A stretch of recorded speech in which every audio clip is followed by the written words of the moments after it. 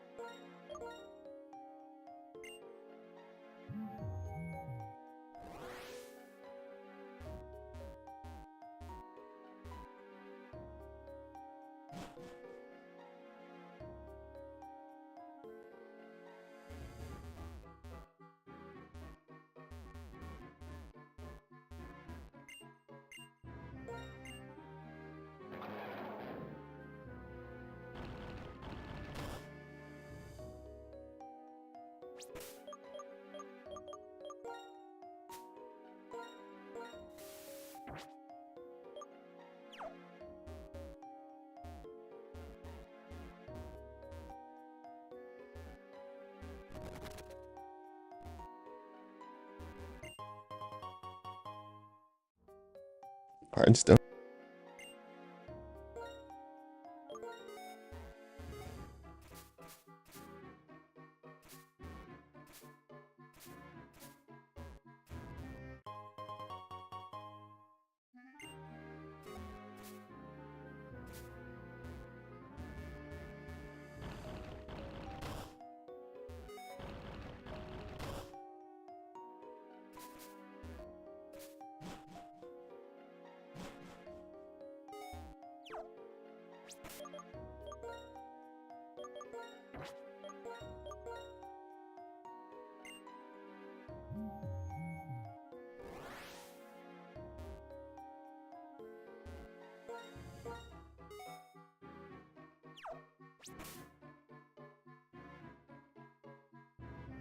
Yo, no, we're not doing this. Artful, no. No, you're bugging. Artful, you're bugging. Odin's like Winnie the Pooh? The Daimyo Wano? The guy in Wano? Oh, no, stop. No. No, Artful, you were bugging. I'm sorry, Artful, you were bugging out. I'm not even gonna say. You were bugging.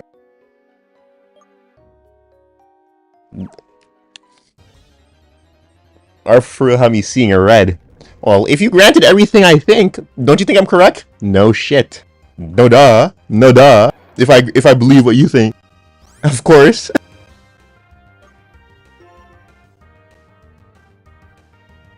Table, I'm talking to Artful in YouTube chat, the fraud. You know, what is like Winnie the Pooh? Okay. Okay, buddy. The guy from the Kazuki clan who has a beef with the Kurzumi clan. Yeah, that guy. The guy who can hear the voices of all things is like Winnie the Pooh and Snow White. You've lost it.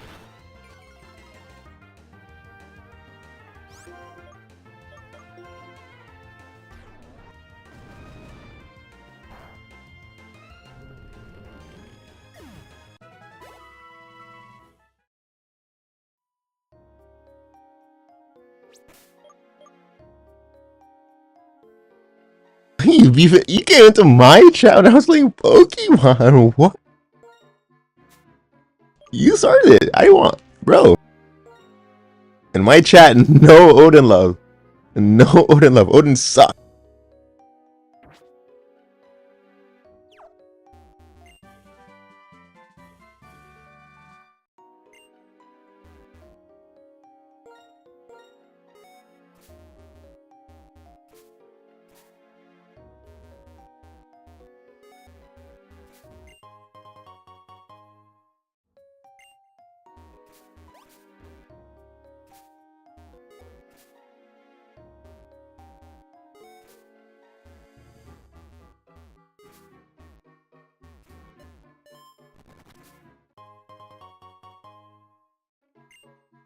You've lost it.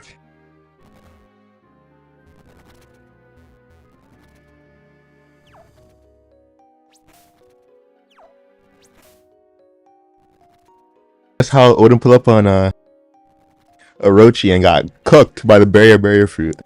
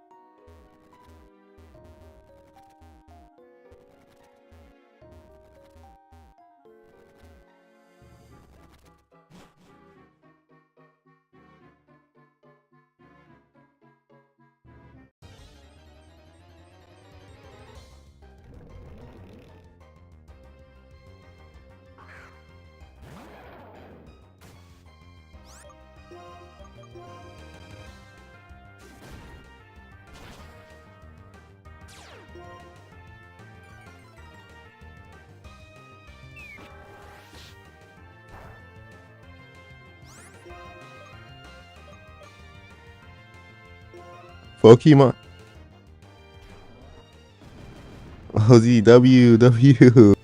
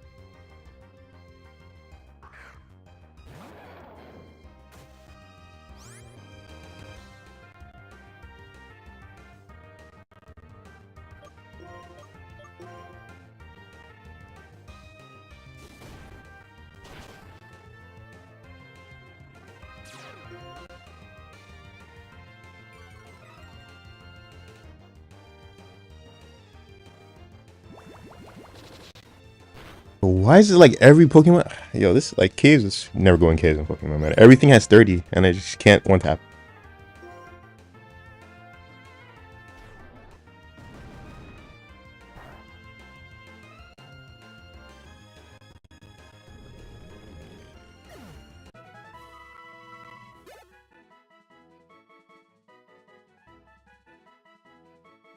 No, I'll replay these. So,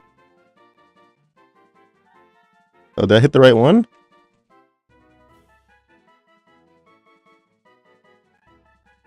Well, whatever. Whoop. Yeah, that one. Yeah, that one.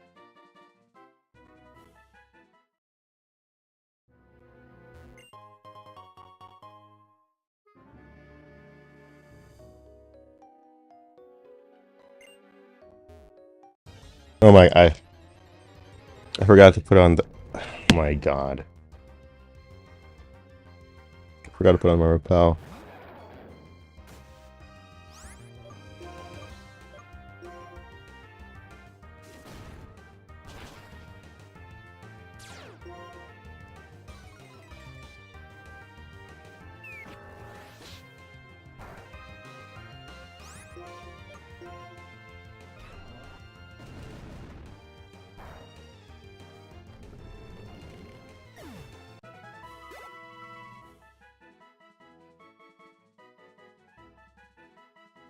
Hi, viewers who. Yo, what is Ryan? Let's go.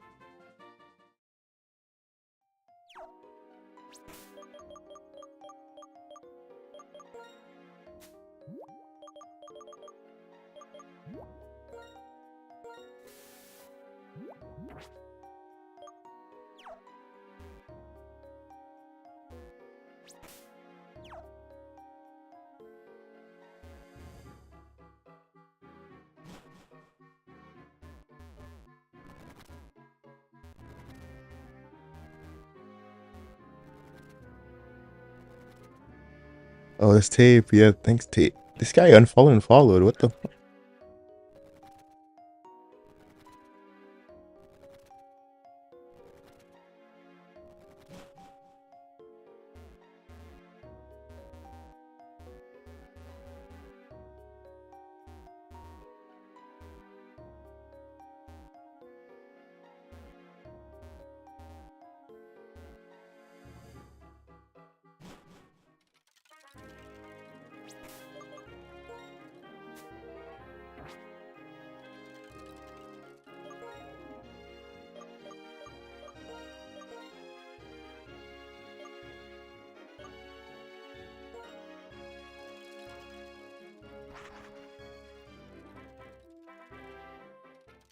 Yeah, I'm about to get this legendary Pokemon easily.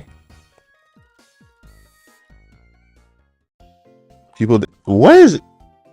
Yo, why you hate? What? Bro, why are you hitting?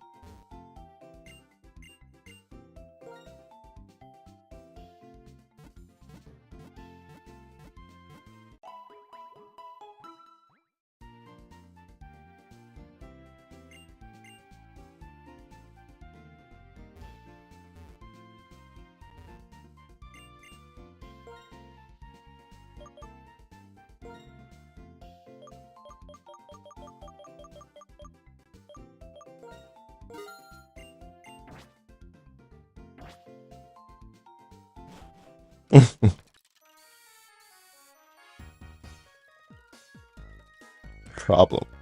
What?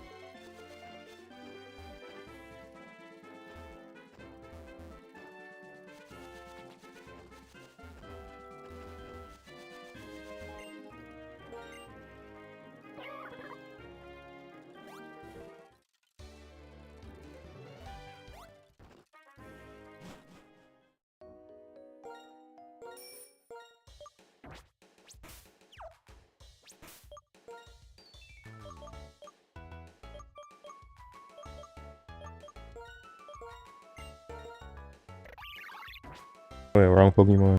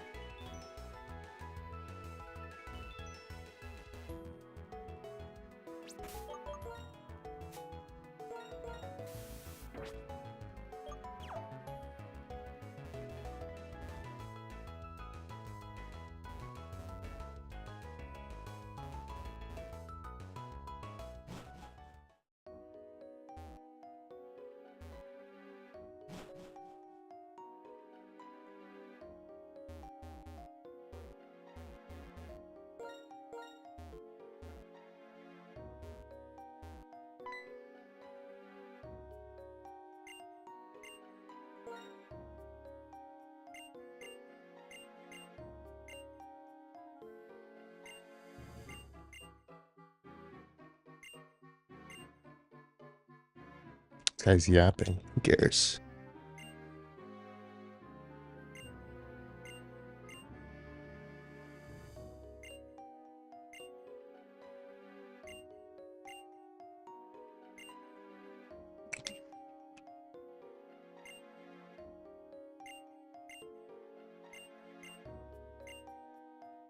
This says the only one that matters is a steel type. Isn't he just broken?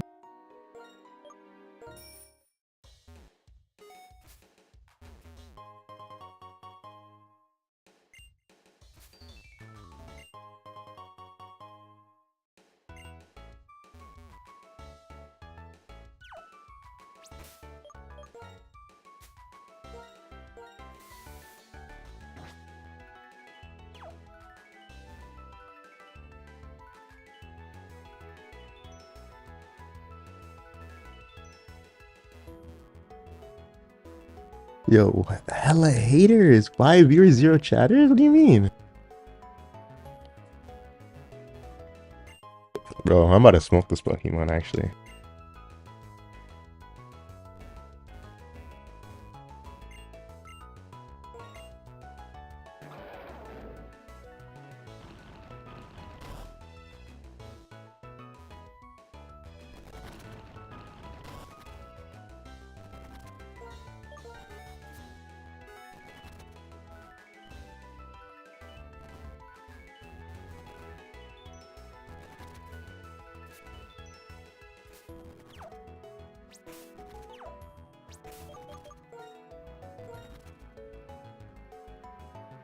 This look. Yeah, I want to destroy this Pokemon. Let me save.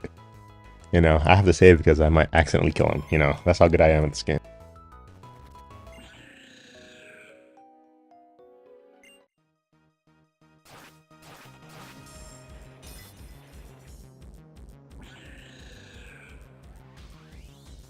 He's what, steel fighting?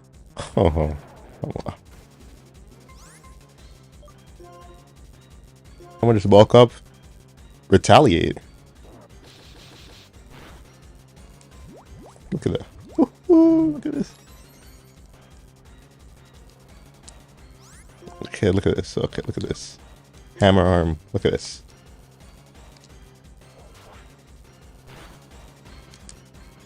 Hello? He dodged?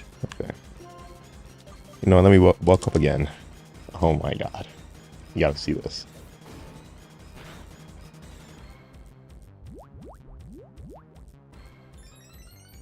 Solar beam? What? Hammer arm again. Look at this. Iron head, don't care. I resist this, right? I'm fighting? Alright, whatever. No, it. Look at this. Oh shit. Yo, you didn't see that.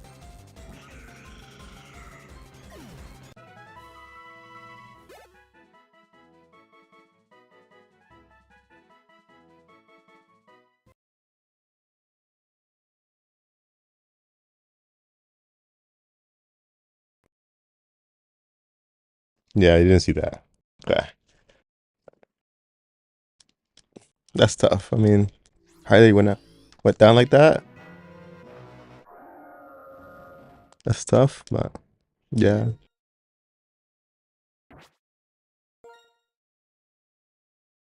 Yeah, okay, this time I'll catch him.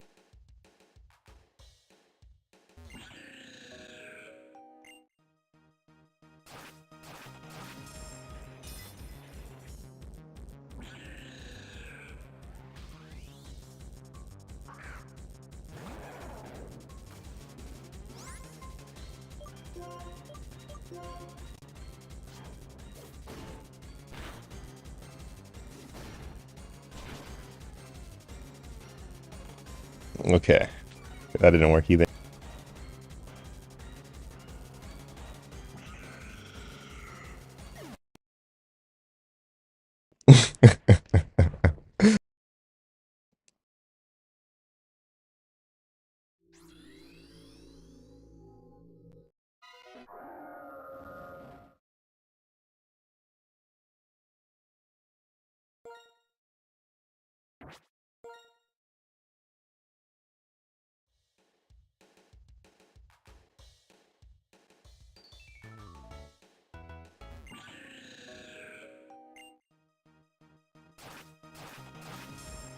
Okay, I got the plan. I know what to do now.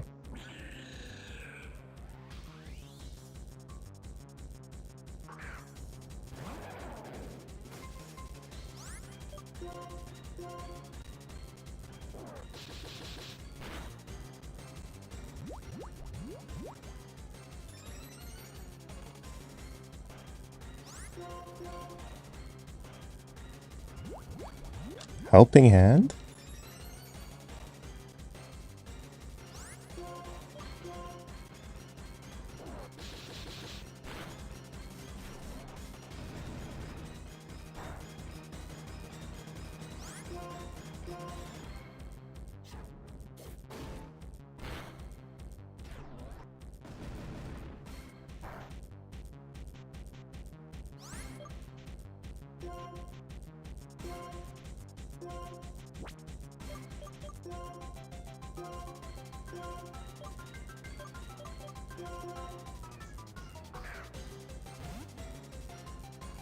I got it.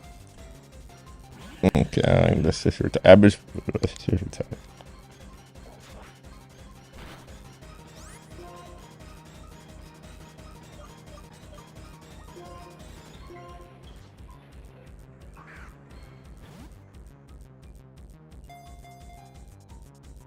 Is this serious?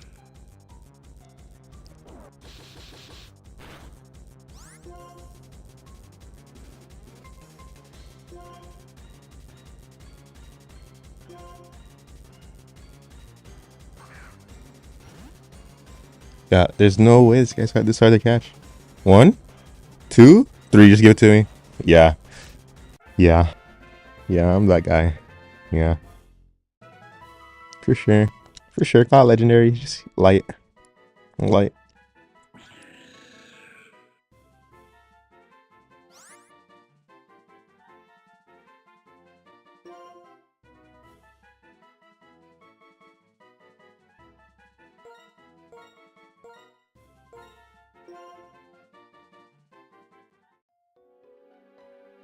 Who's this guy?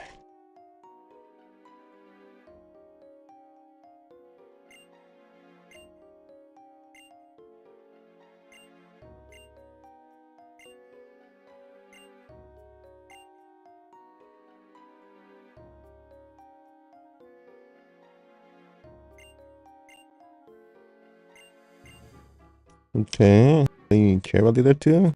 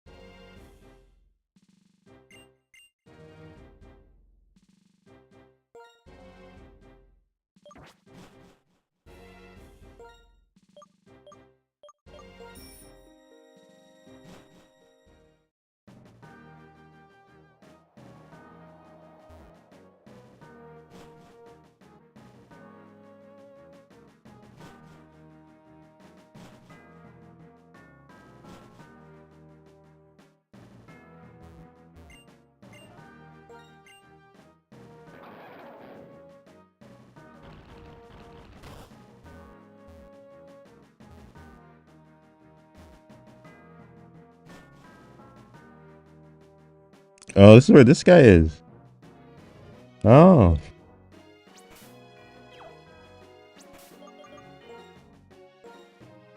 I'm gonna just catch all three. Oh shit, did my game crash?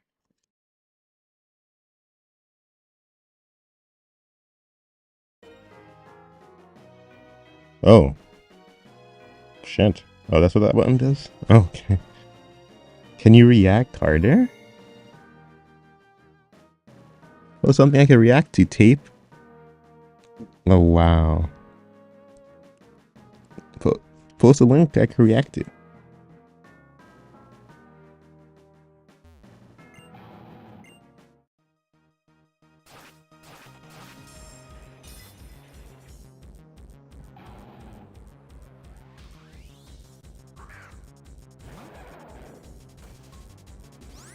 This guy. Okay, I got you.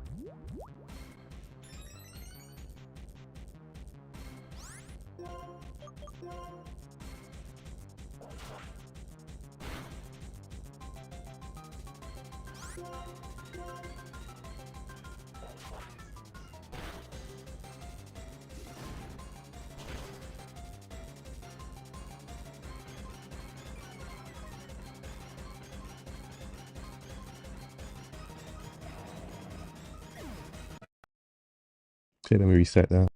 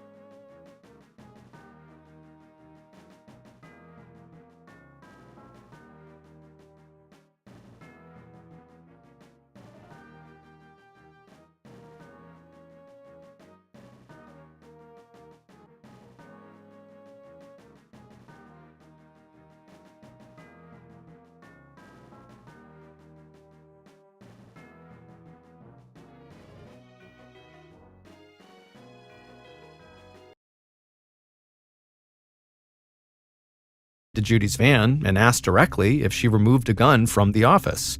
Judy was totally offended at the very idea. She'd been careful not to disturb anything. But while Stumpo was inside, Judy said she had thought of someone that police might want to speak with. Judy said she recalled a very unkempt-looking stranger who had come to their church earlier in January when Rhonda had stood up before the congregation, and that was the first time that Judy had ever seen this guy. Judy said that on that day, as the donation plate was passed around, she overheard the stranger say something about how this church would be a good place to rob. Judy had not taken this comment seriously, but now she wondered, did this man shoot Rhonda while he was attempting to rob the church? Stumpo took down Judy's description of this man and figured it was possible that the stranger had come back to the church to rob it. Maybe Rhonda was just in the wrong place at the wrong time. As Stumpo headed to his car, he asked one of the troopers to make sure they spoke to the minister and see if he could figure out if anything valuable was missing from the church. After that, Stumpo drove to St. Luke's Hospital, where paramedics had taken Rhonda. Once he was there, he found Rhonda in a private room, heavily bandaged and unconscious. Her forlorn-looking parents stood vigil at her bedside. The doctor told Stumpo before he entered that Rhonda was being kept alive by machines, and it was very unlikely that she would survive after so much brain damage and loss of blood. Rhonda's parents, Jim and Dorothy Smith, who were both in their 70s, agreed to step outside to a waiting area with Stumpo where they could all chat. Stumpo brought them coffee in styrofoam cups, and he sat down and started by saying how very sorry he was about what had happened. Then Rhonda's father, Jim, told Stumpo about Rhonda's long struggle with bipolar disorder and the many times their daughter had flirted with suicide. Jim said he would never let Rhonda keep a gun around her apartment, and he would never keep one at his own house. Luckily, Jim added, the one time Rhonda had tried shooting a gun, she had hated it. And so Jim told Stumpo that he thought it was very unlikely that Rhonda would ever shoot herself. Jim told Stumpo that he and his wife Dorothy had not actually seen their daughter earlier that day. However, they had spoken to her around 8:30 a.m., and she sounded like she was in a good mood. Then again, Jim said, because of Rhonda's condition, her moods could sometimes change on a dime. 4 hours after that conversation, so at about 12:30 p.m., Jim and Dorothy had driven past the church on their way to lunch, and they saw Rhonda's car in the parking lot. Oh, no. The parents talked about stopping by and taking their daughter out for a bite, but they figured Rhonda was busy. Employment had been scarce for Rhonda, so they continued past the church and wound up eating lunch without her. The detective listened carefully and very sympathetically, but internally, he didn't get the feeling that these parents were going to actually offer up any information that could actually help investigators. But at the end of the conversation, Jim said something somewhat off the cuff to Stumpo that made Stumpo pause. Jim said that he prayed his daughter had not tried to kill herself. He and his wife were very religious, and they believed anybody who even attempted suicide faced eternal damnation, and so they couldn't bear such a fate for their beloved child. As the parents got up to leave, Jim told Stumpo that he really hoped investigators would not find a gun at the church. Jim's parting remark left Stumpo wondering whether they were telling the truth when they said they did not stop at the church on the way to lunch. Maybe, he thought, they walked into the church only to find their daughter lying on the floor from a self-inflicted gunshot wound. The parents could have mistakenly believed their daughter was already dead, and maybe they took the weapon from the scene so it didn't look like a suicide. Stumpo knew this idea was a total long shot, but it was too early to rule out anything. Just as Stumpo was about to walk out the front door of the hospital, he spotted a tall, middle-aged man with a priest collar in the hospital lobby. The man dabbed at his eyes and composed himself before pressing the elevator button. Stumpo walked over to him and asked the man if he was Pastor Shreves from Trinity Lutheran. Shreves nodded and said he was on his way up to minister to Rhonda's family. Stumpo asked him if he wouldn't mind speaking to him for a couple of minutes, and Pastor Shreves agreed. Shreves was so anxious to get up to Rhonda's bedside that he could barely sit still while the two men talked. Shreves said, he blamed himself for what happened because he had not been at the church to protect Rhonda. The pastor admitted that he really didn't know what he was going to say to Rhonda's parents when he got up there, or what he was going to say to the congregation. Despite his age, Shreves had only just graduated from the seminary 3 years earlier. Before that, he was competing in golf tournaments, and so nothing in his limited experience as a minister had prepared him for something like this. The pastor also said he didn't know Rhonda all that well, and he couldn't remember when she actually first joined the congregation. He described her as a very quiet, lonely young woman who had struggled with mental health issues. Stumpo sized up the minister as he spoke. The man was very handsome, as Judy had mentioned to Stumpo, but what really stood out to Stumpo was not this guy's good looks, but the fact that he did not see Rhonda as a close friend. He actually said, he was not that close with her. Judy had told Stumpo that Rhonda saw the pastor as a very dear friend and mentor. And so to Stumpo, it seemed very clear that Rhonda and Pastor Shreves' relationship was very imbalanced. However, Pastor Shreves did know enough about Rhonda to suggest to Stumpo that he really should look into Rhonda's troubled love life. Shreves said that Rhonda had told him at one point that she had been in a very abusive relationship a few years ago, and things had actually gotten so bad that Rhonda sought the help of a domestic abuse center. Shreves said he didn't know who this ex-boyfriend was, but it was clear to him that their relationship still weighed on Rhonda years after they parted ways. Pastor Shreves told Stumpo that Rhonda also had a more recent breakup with a man she had met online who lived in Philadelphia. Shreves said that as far as he knew, Rhonda and this guy had gone on a few dates, but then at some point the guy had stopped returning Rhonda's calls, and that had left Rhonda feeling very sad and very wounded. Shortly after this, Stumpo and Shreves wrapped up their conversation, and Stumpo headed out the door. And as Stumpo left the hospital, his head was spinning. He had only been investigating the shooting of Rhonda Smith for a few hours, but he already had an array of theories. Did she shoot herself? Was she caught up in an armed robbery? Was she a victim of an abusive former boyfriend? He couldn't prove or disprove any of these. 2 hours later, around 6 p.m., Stumpo got a phone call from another detective, and they told him that Rhonda Smith was dead. Her parents had asked the doctors to take her off life support when it became clear she had absolutely no brain activity. And so the case now was no longer an attempted suicide or murder, it simply was a suicide or a murder. Rhonda was supposed to go on a date on the night that she died, and so Stumpo wasted no time figuring that out and then tracking the date down. The man's name was Gregory Danisavage, and Stumpo found him at his house just before 8 p.m., and he was still dressed in slacks and a blazer for his date that would never happen. Gregory said he was supposed to pick up Rhonda at her apartment at 6 p.m., but she didn't show, and she didn't send him a message to explain. And so he had sat outside in his car for a while, and then finally just went home, hoping that nothing had happened to her. Unfortunately, Stumpo said, something had happened to her, but he wouldn't provide any details. Stumpo asked where Gregory had been late on Wednesday morning, and he had a ready answer. He said he was taking care of his mother as she recovered from surgery. Now seeming a bit nervous, Gregory told Stumpo that the last guy Rhonda had been dating might have wanted to harm her. And so he said, Rhonda feared that guy was just using her for sex, and so she had tried to slow the relationship down. But when she did that, the guy basically stopped calling her, at which point Rhonda began calling him, but he never picked up. Stumpo thanked Gregory for the tip, and then he left. However, when Stumpo followed up on Gregory's tip about this previous guy who Rhonda had been seeing, who apparently was just using her for sex, well, Stumpo quickly determined that it was a total dead end.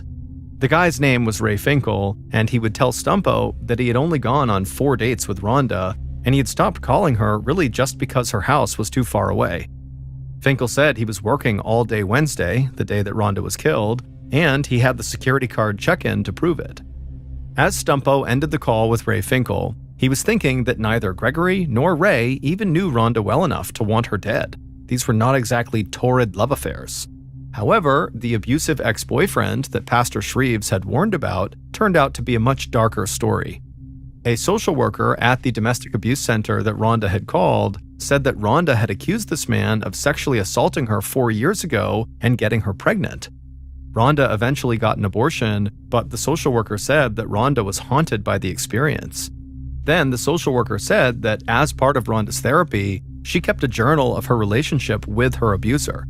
And so the social worker told Stumpo that maybe that journal would give investigators the information that they needed. Rhonda's parents gave Stumpo the spare key to their daughter's apartment. And then when Stumpo went into the apartment, inside of a desk drawer, he found all these yellow legal pads that were filled with Rhonda's writing. And the writing included all the intimate details of her past relationship with this man who had hurt her so badly. He has no HP left. They painted a picture of a very unhappy romance, one that continued even after she accused this man of abuse. But Rhonda indicated in her more recent entries that she had not had any contact with this guy for 2 whole years. And so this abusive boyfriend really seemed like a bad person, but he didn't really fit the profile of Rhonda's murderer because he had not interacted with her in years. And so Stumpo now understood why people said Rhonda was unlucky in love, but so far, nothing in her past seemed to add up to a motive for murder. While Stumpo tracked down the rest of Rhonda's boyfriends, other members of his team began to look into that strange newcomer to the church, the kind of disheveled-looking guy who Judy had overheard say, Trinity Lutheran would be a good place to rob. Well, despite having a great description of this guy within 24 hours of the shooting, he was about 5'10", he wore wire-rimmed glasses and had scraggly salt and pepper hair. Despite having this description, none of the state databases of criminals and people on parole or probation contained anyone who looked like this stranger. Now, of course, Stumpo didn't just rule him out as a potential suspect simply because he couldn't find him. However, at the same time, the whole robbery idea just seemed kind of unlikely to Stumpo. Pastor Shreves had told Stumpo that the church rarely had any cash inside, and the pastor actually looked all around the church and couldn't find anything missing following the shooting. So if Rhonda really was the victim of a robbery gone bad, then why wasn't anything stolen? And so 2 days into this investigation, and Stumpo had almost nothing to show for all his effort. He wasn't even sure if he was investigating a murder or a suicide. Okay, this is it. Oh my God.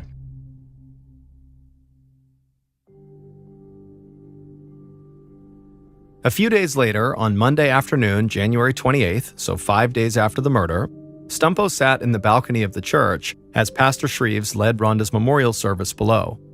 More than 250 people had packed into the church to show their love for Rhonda. Stumpo looked down and saw Rhonda's parents sitting in the front row, and as he did, he considered the possibility that, the parents had covered up their daughter's suicide. It seemed extremely unlikely, but it was still possible. Then Stumpo scanned around the rest of the teary-eyed parishioners and thought to himself, if Rhonda did not kill herself, then the culprit was probably in this room. After the service ended, Stumpo waited for the crowd to thin, then he asked Pastor Shreves if he had a few minutes. Shreves walked Stumpo out of the church and across the parking lot to the small ranch house where he lived.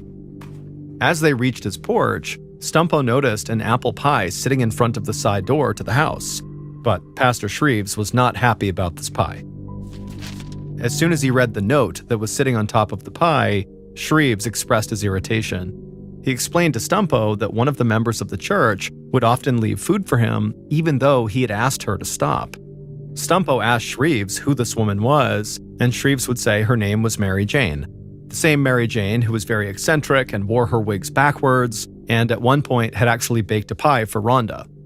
Shreves would say, Mary Jane was a member of the church's choir and she was a talented artist whose paintings hung on the walls of the church. But he said, I think she has a crush on me. And as the pastor talked, Stumpo remembered how people in the church said there was like this running joke that, Pastor Shreves was single and handsome, and basically all the women who went to this church had crushes on him, and some of them liked to bring him unsolicited gifts like food. And so Stumpo was pretty sure that Rhonda Smith must be one of these admirers, just like Mary Jane was, and, that was probably why their relationship seemed so imbalanced, with Rhonda looking at the pastor as this mentor and close friend, and the pastor basically being like, yeah, I know Rhonda, she's nice, but that's about it. Over the next few days, the events on the morning of the shooting became increasingly clear as investigators talked to more people and collected records. On the day Rhonda died, she had called a mental health crisis line from the church just after 10 a.m., saying she felt suicidal. Then at 10:55, she stopped using the church internet service, suggesting she was either shot right before then or right after that point. And so in Stumpo's mind, it was easy to imagine a desperate, lonely person making one last call for help before just ending it all. But then, on January 30th, Stumpo received the autopsy report. Sitting at his desk in the police barracks 15 miles from Springfield Township, Stumpo marveled at what he read in the report. It didn't solve the case by any means, but it did make one thing clear. This was no suicide. The medical examiner found that Rhonda had been shot twice. The first bullet glanced off her forehead, while the second round penetrated her skull. What's more, the shots were fired from 3 or 4 feet away, suggesting that the shooter was on the other side of the desk from Rhonda. The coroner said Rhonda's head had none of the tiny burn marks that are associated with shots fired at extremely close range, like a suicide gunshot would be. And so Stumpo concluded that, while Rhonda may have been depressed, she certainly did not pull the trigger to end her own life. She was definitely murdered. About a week later, on the evening of February 6th, Stumpo and another investigator named Bob Egan arrived at Trinity Lutheran Church just before 7 p.m. when choir practice was about to begin. One of the few members of the church community they had not spoken with yet was Mary Jane Fonder, though they had heard a lot about her. Mostly that she was very eccentric, wore her wig backwards sometimes, and periodically dropped off pies for the pastor and for Rhonda. Yeah, this is And so Stumpo and the other investigator walked into the church, and right away they spotted Mary Jane along with the other members of the choir getting ready to start their practice, and the investigators flagged Mary Jane and asked her to come with them so they could talk to her in a side room. But as they were walking over to this room, Mary Jane said to them that she had actually been meaning to reach out to them because she had spoken to Rhonda a couple of days before she was killed. Mary Jane said she had called into the church and was surprised when Rhonda answered and not the normal secretary. But Mary Jane said she had actually just taken the time to talk to Rhonda because Mary Jane had been worried about Rhonda's state of mind, like many other people in the church were. And so Mary Jane told the investigators that Rhonda apparently had such a crush on Pastor Shreves that at least to Mary Jane, it seemed like it was clouding her judgment. And the example that Mary Jane gave to show this was she said the minister had organized a birthday party for Rhonda just before her death, and Rhonda had not invited Mary Jane to attend, even though in Mary Jane's eyes, they were close friends. And so it just seemed like Rhonda was being weirdly protective of Pastor Shreves and didn't want other women there. Mary Jane would also tell the investigators that she was just too upset to even attend Rhonda's memorial service, but she had baked a pie for Rhonda's parents and visited with them after the service. Then Detective Egan asked Mary Jane point blank, did she own a gun? And Mary Jane kind of laughed and said no, and she wouldn't even know how to use one. So the detectives thanked Mary Jane for her time, and then she turned and headed back over to choir practice, and the detectives walked out of the church feeling like they were no closer to solving this crime. But having now met Mary Jane, she seemed less like this totally eccentric, weird person that people had made her out to be, and more just like a very harmless old lady. The following day, February 7th, Stumpo learned that the state police were reassigning the other two detectives in his unit to other cases that weren't even murders. Stumpo knew what that meant. His bosses were losing confidence in his investigation because he was not making enough progress. And so now the Rhonda murder investigation was down to just him and Detective Egan, who was on loan from headquarters. Need this guy. And as weeks passed by, still with no breakthrough, Stumpo began to worry that they might never solve this crime. But Detective Egan, who was a veteran homicide investigator, kept saying that you never know when a hot tip will come in the door. And that's exactly what happened on a cold and windy morning on Saturday, March 29th, nearly 9 weeks after Rhonda's murder. 6 miles from Trinity Lutheran Church, a man and his 8-year-old son were fishing in Lake Nakamixon under the bridge that runs across it. At some point, the boy noticed something shiny in the muddy, shallow water at the lake's edge. He pulled what looked like a toy gun out of the water and showed off his trophy to his dad. But when the boy's father took a look, he realized his son was not holding a toy. It was a real gun. The father snatched the revolver from the boy's hands and immediately popped open the cylinder and shook the weapon to make sure it was not loaded. 3 live rounds fell into the mud, plus the casing from a bullet which had already been fired. The boy's father called the state police barracks where Stumpo worked to report that his son had found a loaded gun in the lake, and the man wondered what he should do with it. The trooper who answered this phone call, whose name was Andrew Mincer, had been the first police officer on the scene at the Rhonda Smith shooting, and he immediately thought of the missing weapon from that crime. Mincer asked the father for the serial number on the gun, and after he got it, he told the father to hang onto the gun and give it to nobody else until he, Mincer, could get there to pick it up. As soon as Mincer hung up the phone, he ran the serial number through the National Crime Information Center, and in minutes, he learned who the Rossi .38 revolver was registered to. Stumpo was in the police barracks when this call came in, but he was down in the locker room thinking about how little time he had spent with his 5-year-old son lately.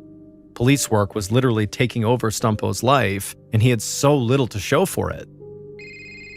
Stumpo was about to head home when his cell phone rang. The call was coming from within the station he was standing in, and so Stumpo sighed at the thought of even more police work to do. But the instant Stumpo answered, Mincer, who was very excited, told him that a little boy who had been fishing out in Lake Nakamixon had just found a .38 caliber revolver just like the one that had been fired at Rhonda Smith. Mincer said the gun was purchased in 1994, 14 years before Rhonda's murder. But despite being a bit old and having been in the water, it still appeared to be in working condition. And so Stumpo suddenly felt totally energized, and he couldn't help but think, this sounds like we have just found the murder weapon. The next day was a Sunday, but the ballistics expert at the State Trooper Barracks happened to be in the crime lab that day, working on another case.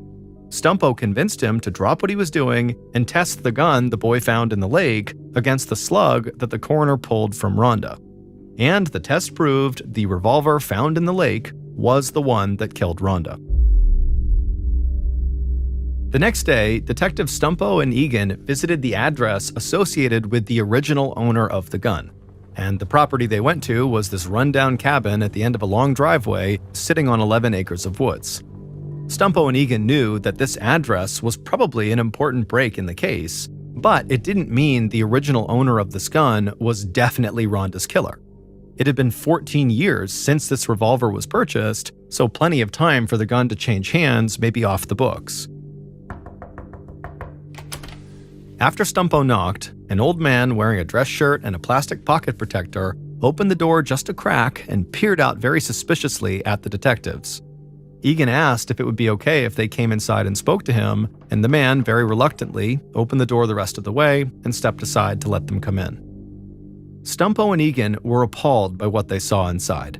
The house was a hoarder's den. Junk-filled boxes and papers piled high and covered with cobwebs and bird droppings. The entire place just totally reeked, to the point where both detectives were breathing through their mouths just so they didn't have to smell the air. It's a ghost type? Now, the police knew this man was not the original owner of the gun.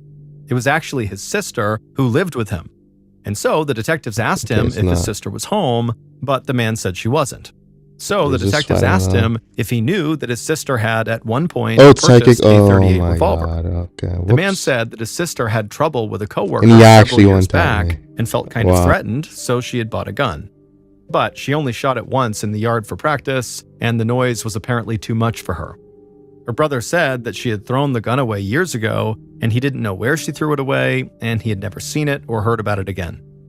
But Stumpo and Egan were not fully convinced about this story. They told the brother that the gun had just been pulled out of the lake. If the gun had been tossed into the water in 1994, shortly after his sister bought it, then by now it would be totally covered in rust. But the gun had no rust on it, which indicated it had not been in the lake for more than a few weeks. The brother fell quiet for a moment, and then told the investigators that he did have something to show them. He took them outside to his car, and he lifted the driver's floor mat to reveal something which shocked the two investigators. And it confirmed that they were on the right track. The old man showed the detectives shiny pieces of metal that were underneath the floor mat of his car, and the detectives immediately recognized these fragments as being part of a bullet casing. Now, when that boy had found the gun in the lake, it had contained 3 live rounds and 1 spent shell casing. However, investigators knew that Rhonda had been shot twice, so there needed to be 2 spent shell casings. And so far, all they could account for was that one that the boy found in the gun. And now, these fragments on the floor of the car could be, potentially, pieces of that other spent round. At last, Stumpo finally had his primary suspect. It was this old man's sister, the original owner of this gun. And that afternoon, police were able to arrest her right as she left the Trinity Lutheran Church, driving her brother's car, the same car that police had just found those fragments from the shell casing underneath the floor mat. Also, after they made this arrest, police searched the inside of the car, and they found a calendar with January 23rd circled, the day Rhonda was murdered, and over that date on the calendar were the words, "Rhonda murdered."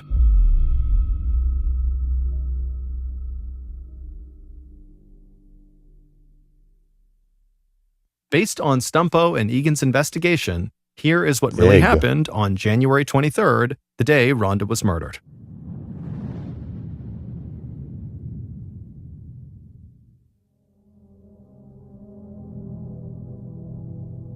Water resistant ground, right? Or is that rock? At 10:30 a.m. on January 23rd, the killer slipped into her brother's car and drove to Trinity Lutheran Church. She pulled into the parking lot, and as she did, she looked over at the first-floor office window, and she saw Rhonda sitting inside. The killer got out of the car, walked up to the side door of the church, they unlocked it, and went inside. Once inside, the killer looked around the building and determined that Rhonda was the only person inside. The killer then walked over to the church office where Rhonda was. She went inside, and as soon as she did, Rhonda's face lit up with recognition and a smile, until Rhonda noticed the revolver in the killer's hand. Seconds later, the killer raised the gun, aimed it at Rhonda, and fired. The shot struck Rhonda right in the forehead, knocking her off her chair and onto the floor. The killer rushed around the desk and stood over Rhonda, and right away they noticed the bullet had only grazed Rhonda's forehead. And so with Rhonda writhing in pain on the carpet, the killer backed up a couple of feet and then raised their gun again, aimed it at the side of Rhonda's head, and fired. And this time, the bullet went right into Rhonda's head. Satisfied that Rhonda was now dead, the killer casually left the church and drove to a hair appointment. After the detectives questioned her in connection with the murder, the killer got nervous and decided to get rid of the gun. So the killer borrowed her brother's car, drove 6 miles to that bridge that crossed over Lake Nakamixon, and the killer tossed the gun out the window without even stopping. And then, a month later, the boy and his father would find the gun. I hit the wrong move. It would turn out the original owner of the gun and Rhonda's murderer was none other than the eccentric, backwards wig-wearing, apple pie-making Mary Jane Fonder.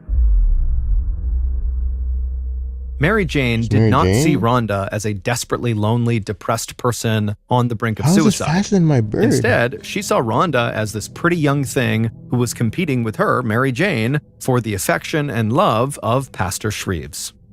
Mary Jane was convinced that Rhonda and the pastor were having this romantic love affair, even though they totally were not. In Mary Jane's mind, she believed that she and Pastor Shreves had this undeniable chemistry, and they were meant to be together. And she was sure he felt the same way, even though he repeatedly asked her to stop calling him and to basically leave him alone.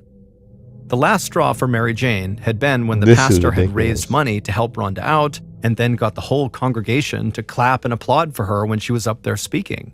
No one ever helped out Mary Jane when she lost her job and needed money, and Mary Jane had been a member of the church for 14 years. Compared to her, Rhonda was a newcomer.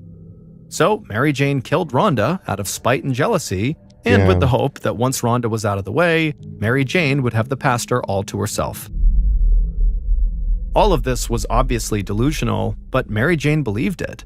And it would turn out this wasn't the first time Mary Jane was connected to a suspicious death. Back in 1993, her 83-year-old father disappeared. Mary Jane, who was his caretaker, claimed that he walked out of the house and never came home. Now, at the time, police did suspect that Mary Jane had killed her father and either completely destroyed his body or managed to hide it really well. And Mary Jane, she remained under suspicion for this death, but police could never prove it. In the end, Mary Jane would be convicted of murdering Rhonda, and she would be sentenced to life in prison. However, she would die in prison only 10 years into her sentence.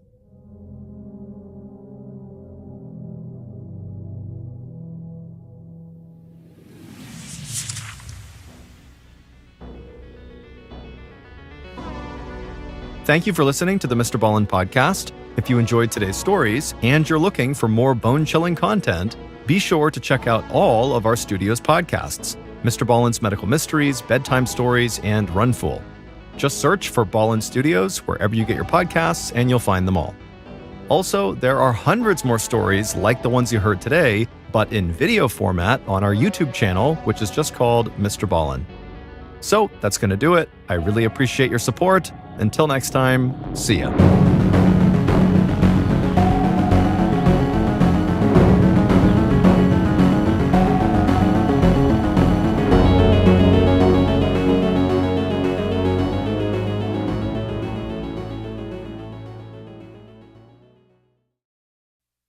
On March 25th, 2009, Sergeant Jimmy Edmonds responded to a robbery call at a house in a quiet suburban neighborhood in Georgia. Now, Edmonds thought he was just going to investigate a routine break-in, but once he stepped foot inside of that house, he discovered the most violent crime scene he'd ever witnessed in his entire law enforcement career. For the next 3 days, Edmonds would barely sleep, but he would eventually uncover the truth about what happened in that house of horrors. What's this? And let's just say the truth was not what anybody expected.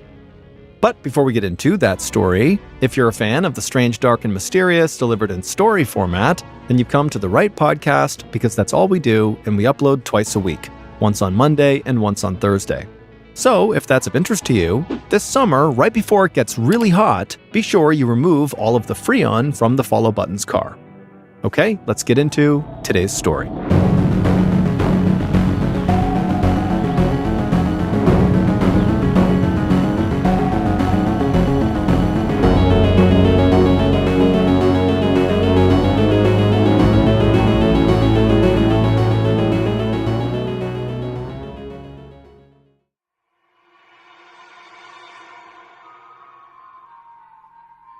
On the morning of March 25th, 2009, 41-year-old Kay Parsons woke up in her bedroom in the quiet suburb of Grovetown, Georgia.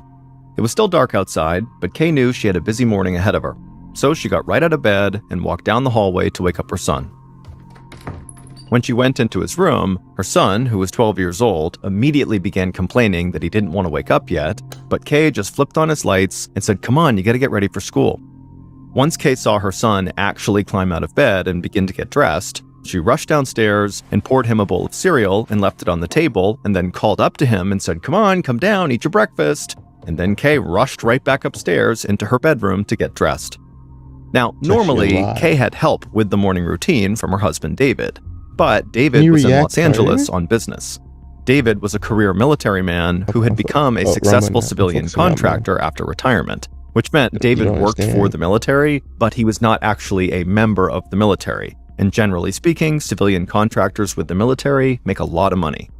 David's work at a nearby army base is what had brought the family to Georgia 4 years earlier, and his job had allowed them to buy their beautiful two-story, four-bedroom home. But the trade-off with David's financial success was that he often had to travel for work, leaving Kay to manage on her own. Most of the time, Kay was perfectly happy to take on everything at home by herself because she knew David was doing his part for the family in other ways. Kay and David had been together since they were in high school, and people who knew them said they had the kind of partnership that made other couples jealous. They seemed to function as this perfect unit, and they always knew how to help the other. But the truth was, behind the scenes, Kay and David were not perfect, and lately they had been going through a really rough patch. They'd been getting in these horrible fights, and then after the fights would end, they would just ignore each other for long periods of time. And so as Kay rushed around her bedroom getting dressed for the day, she couldn't help but feel kind of resentful towards David for not being here that morning to help her. But Kay quickly told herself she was being foolish. Even though they were fighting, she knew the reason David was gone was for work. He was there to help the family, and so she couldn't really be resentful about it. Once Kay was finished getting dressed, she ran to her son's bedroom and grabbed his backpack, and then went back downstairs to the kitchen. When she got there, her son said he was done eating, so Kay handed him his backpack, then she grabbed his empty cereal bowl and put it in the sink, and then she picked up her white leather handbag off the counter and took out her car keys. Then Kay stopped herself because she knew she was running around like a maniac, and she took a breath and then looked over at her son and smiled. Even when she and David were not getting along, they still made sure their son always felt like their house was filled with love and happiness. Kay's son smiled back at her, and then the two of them walked to the garage and got into Kay's car. Kay pulled out of the garage onto Hot Springs Drive, her quiet neighborhood street. And as she did, she looked over at the house next door, another beautiful brick home strikingly similar to her own. And in many ways, Kay and her family's lives in Grovetown were directly connected with that house next door. On the day that Kay, David, and their son had moved in, their next-door neighbors, Becky and Tony Sears, and their 5 kids, had dropped by with food to welcome them to their new home. From then on, the two households became inseparable. The adults played tennis together, one of the Sears boys was on the same baseball team as Kay's son, and the two families had vacationed together.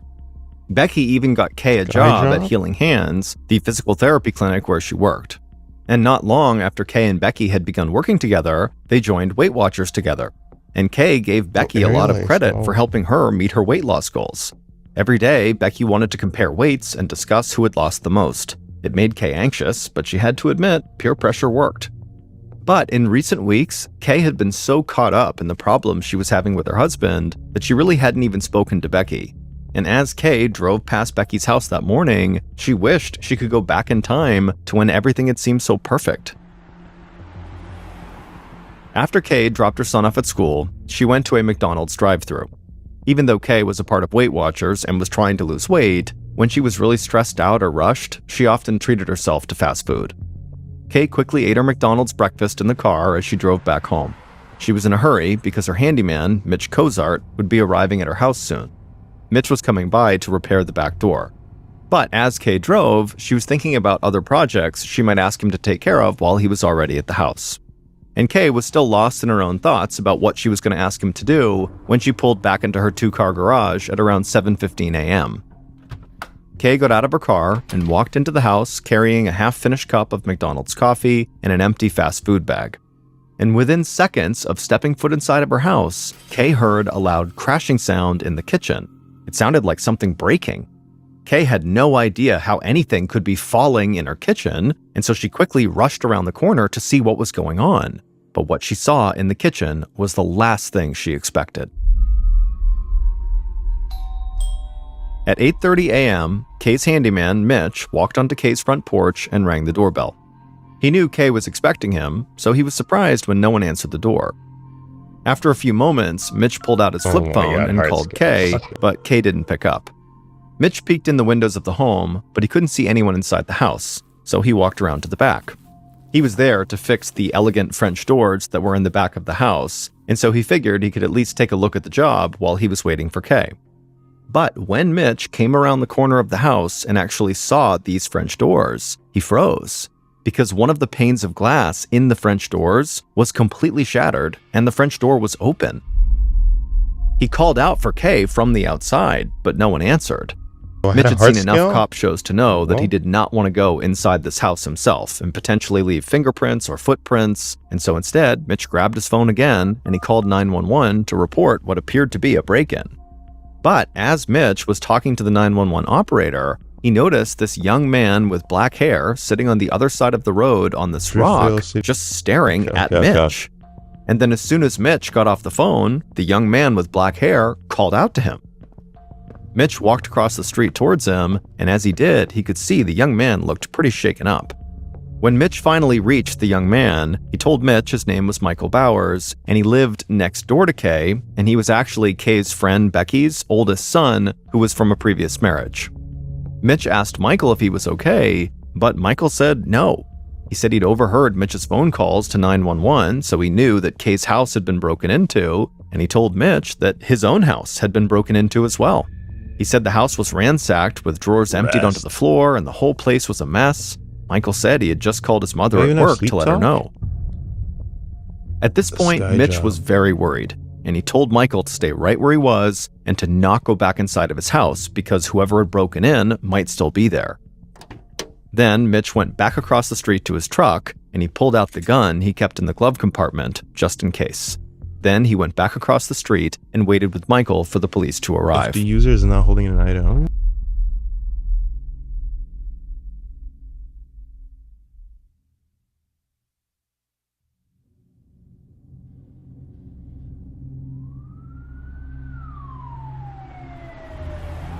A few minutes later, Sergeant Jimmy Edmonds of the Columbia County Sheriff's Office arrived at Kay's house.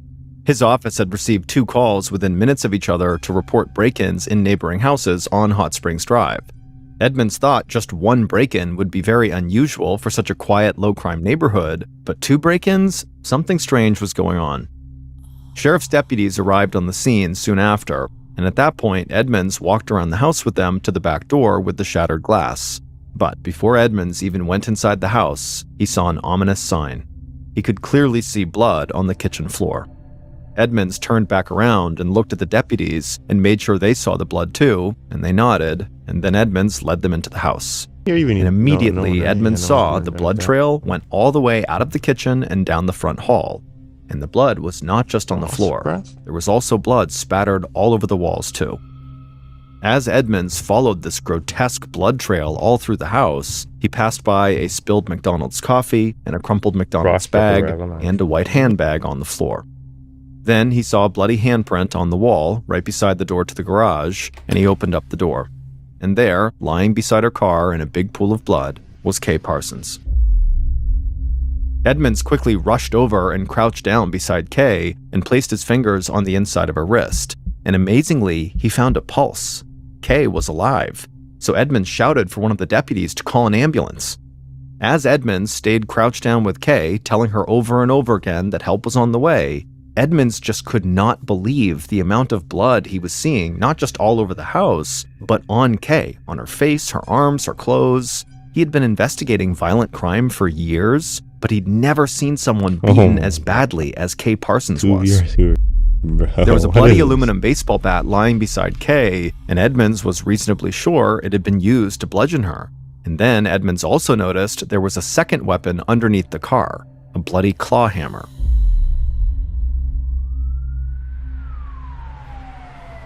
Seconds later, the ambulance finally arrived and Kay was rushed to the hospital. And as soon as she was gone, Edmonds led a room-by-room search of her house. And at first glance, it looked to Edmonds like Kay must have come home and interrupted a robbery in progress. The house was a complete mess upstairs and downstairs, as though someone had run through the entire house, searching every single drawer as quickly as possible. But the sheer brutality of the attack on Kay made Edmonds think this could be something else. I mean, what kind of burglar would suddenly begin bludgeoning someone to death with a hammer and bat just because they interrupted them? And so this just felt like a deeply personal crime to Edmonds, not just some random robbery. At some point during the room-by-room search, Edmonds stepped away and performed the grim duty of calling Kay's husband, David, to tell him what happened. Now, Edmonds didn't really go into any details over the phone. He just told David that he would need to fly home from Los Angeles immediately. David could tell, obviously, something terrible had happened, and by the time he hung up, David was reasonably sure that his wife had been badly injured. So he booked the first flight back to Georgia and rushed to the airport. Back at Kay's house, Edmonds knew he still had a second break-in to investigate, and he was afraid he would find another victim of a vicious attack. So Edmonds rounded up a few other deputies and walked next door to the Sears' home. The back door had been broken open, just like over at Kay's house, and the contents of drawers in the Sears' home had been dumped all over the place, just like in Kay's house. There were also smears of blood here and there, but not nearly as much as next door. The deputies combed the house from top to bottom, and luckily, they did not find another victim. Edmonds was searching the ransacked kitchen for potential evidence when Becky Sears, the mother, and her 19-year-old son, Chris, came into the backyard. Becky told Edmonds they had both been at work when her other son, Michael, had called to tell her about the break-in, so they'd rushed home as fast as they could. But Becky did not care at all about the fact that her house had been trashed and ransacked, because moments before Becky had walked into her house, a neighbor had told her that her good friend, Kay, had been taken away in an ambulance, and so all Becky wanted to know now from Edmonds was if Kay was okay. Edmonds was not really able to share any details about Kay, other than the fact that she had been alive when she was taken to the hospital. Within minutes, another neighbor appeared at the Sears' house and offered to give Becky and Chris a ride to the hospital to go check on Kay.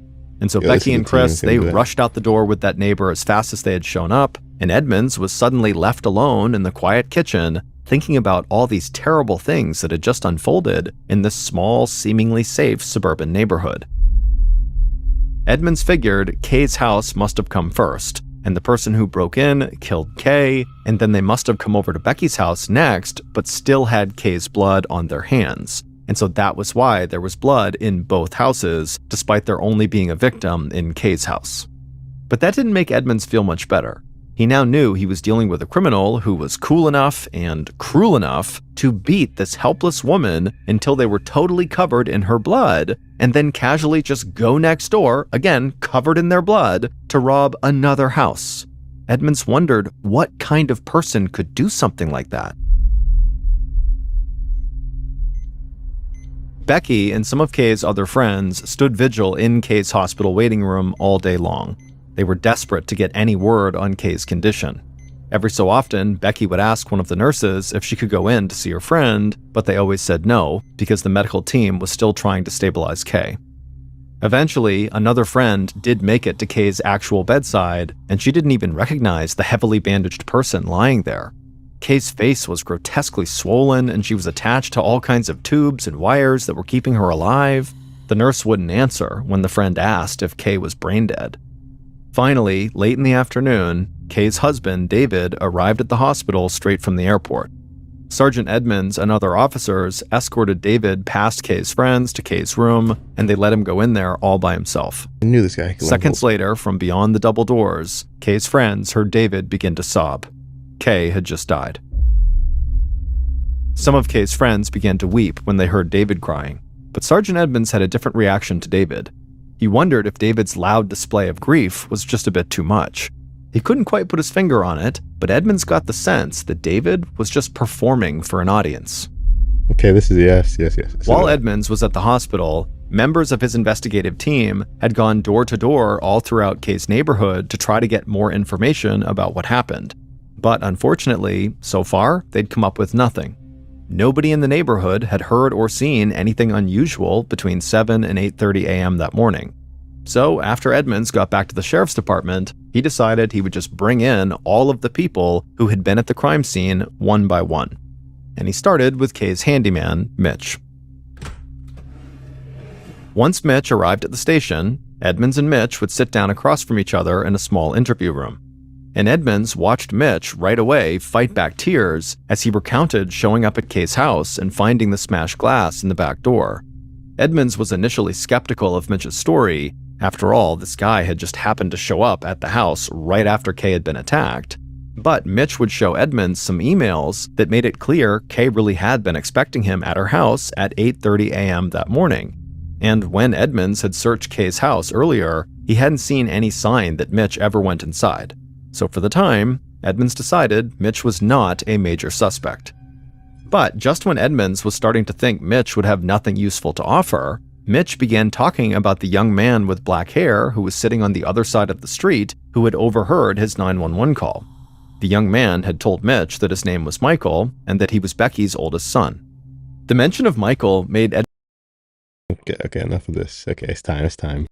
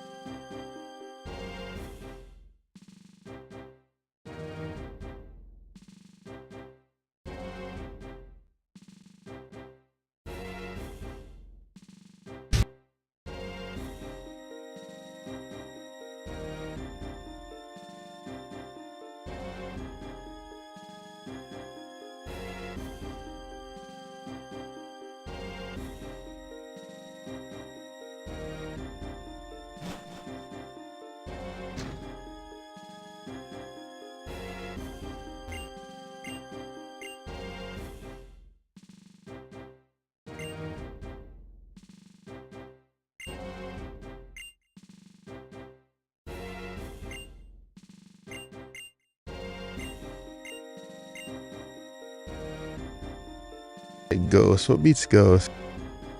Dark? That just took out the dark guy, huh?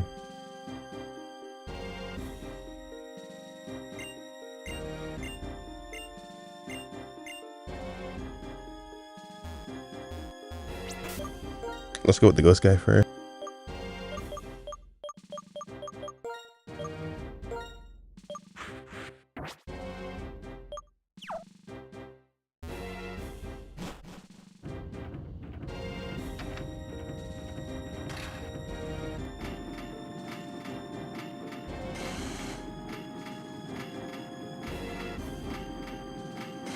Yo, this thing, you want me to put it back on? No, it's time. It's time to lock into it.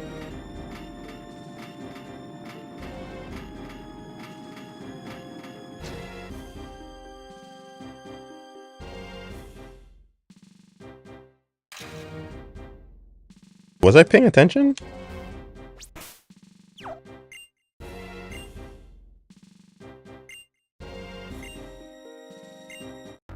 Okay, I just wasn't paying attention.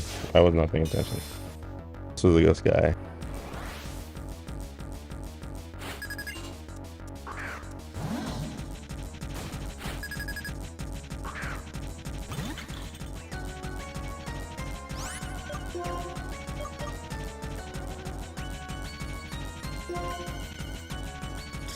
Maybe I could just freeze him? Okay, I'm dead.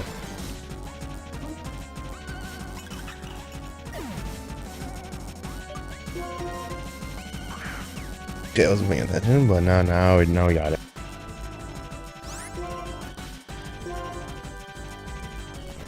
Payback for what? I didn't do anything.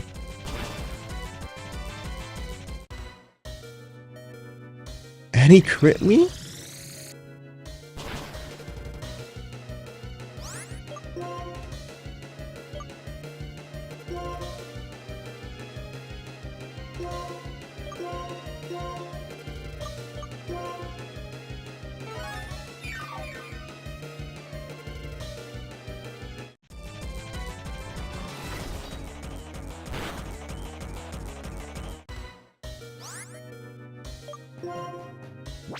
Just crit me twice?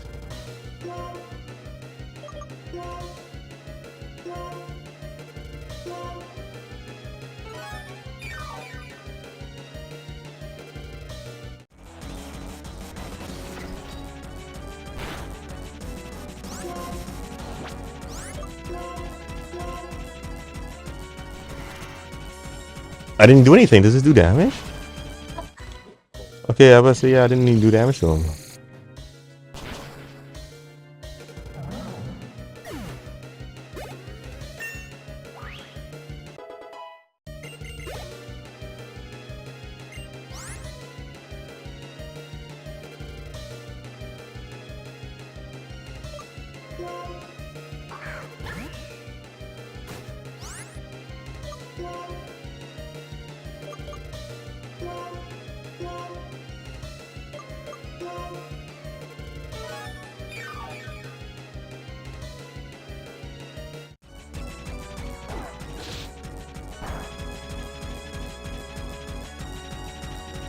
Getting crit so much time. This is real?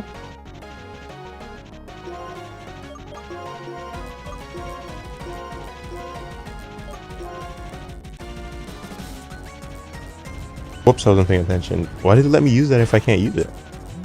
Okay.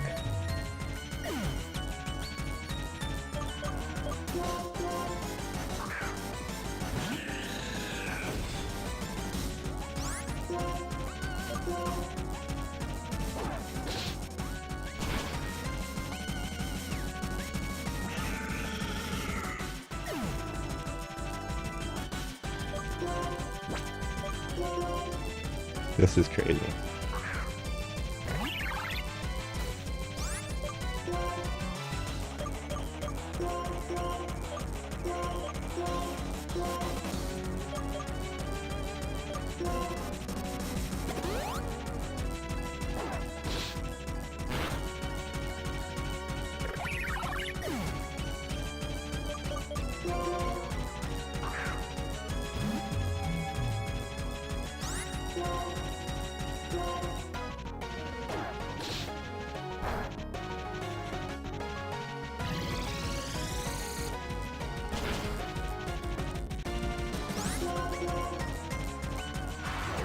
U-turn?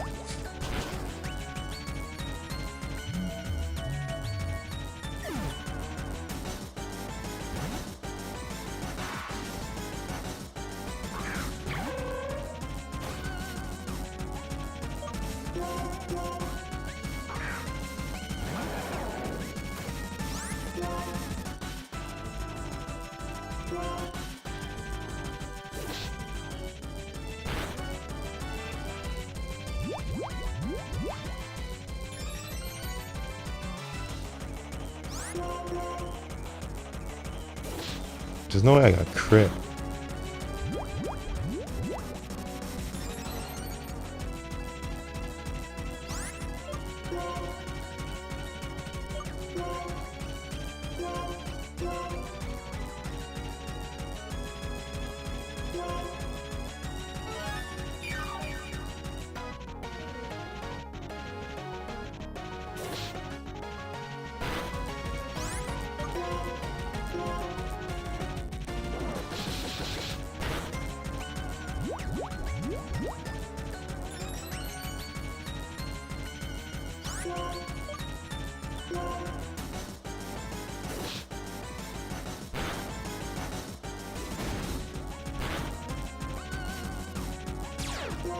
He has 30? Oh my god.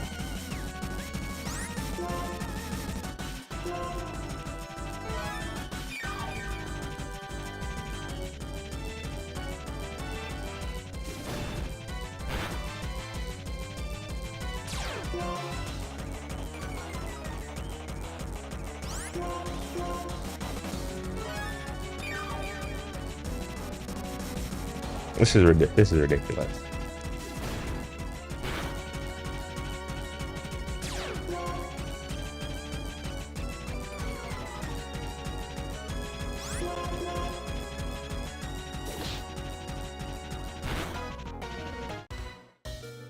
He tripped me again.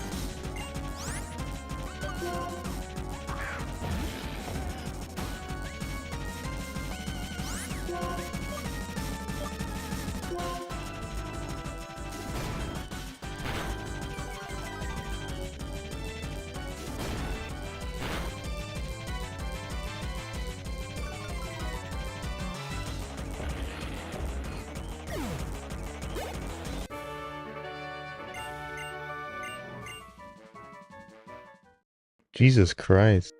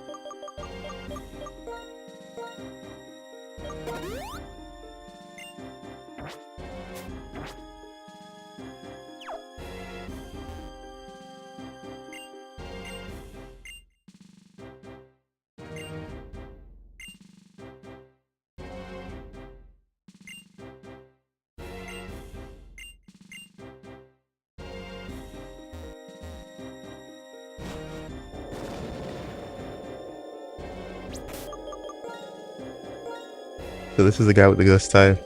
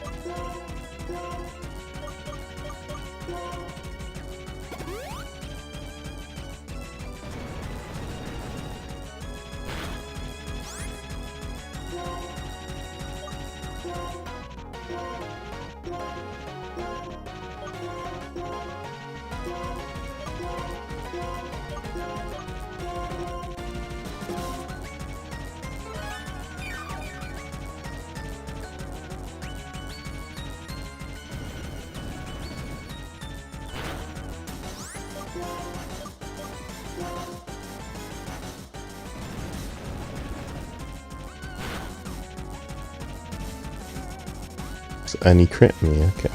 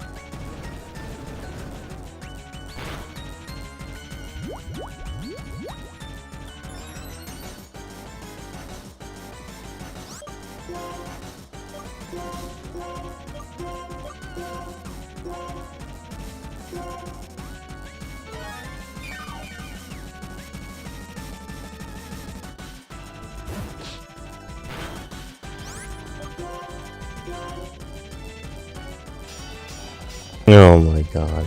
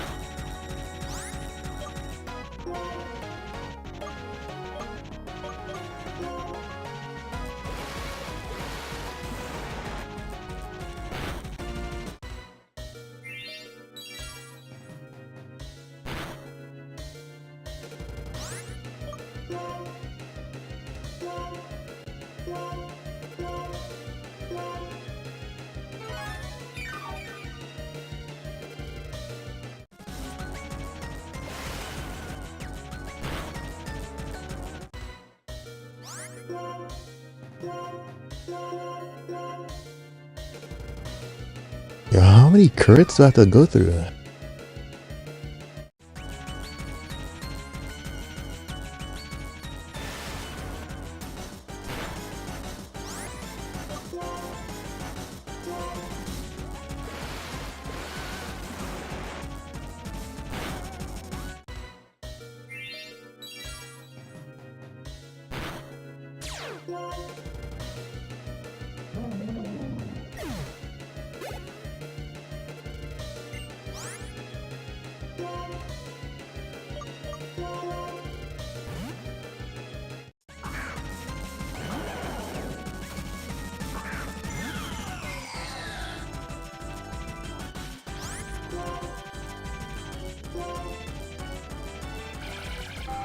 Okay.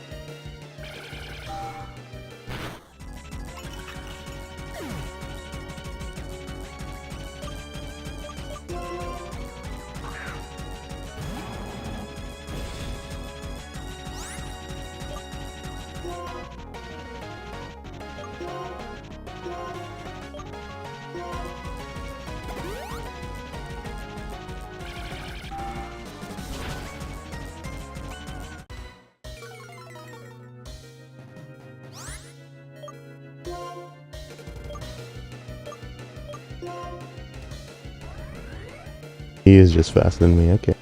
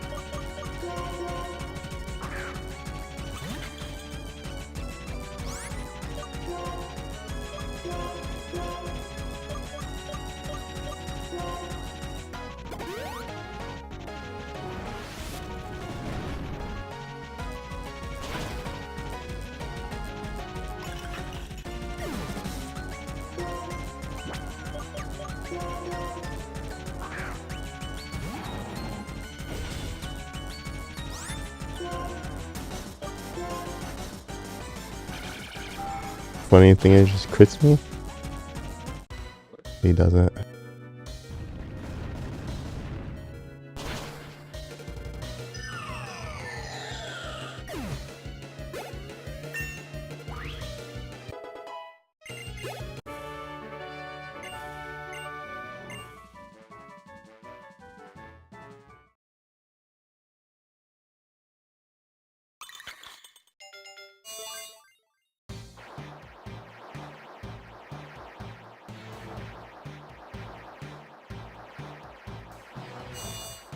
Okay.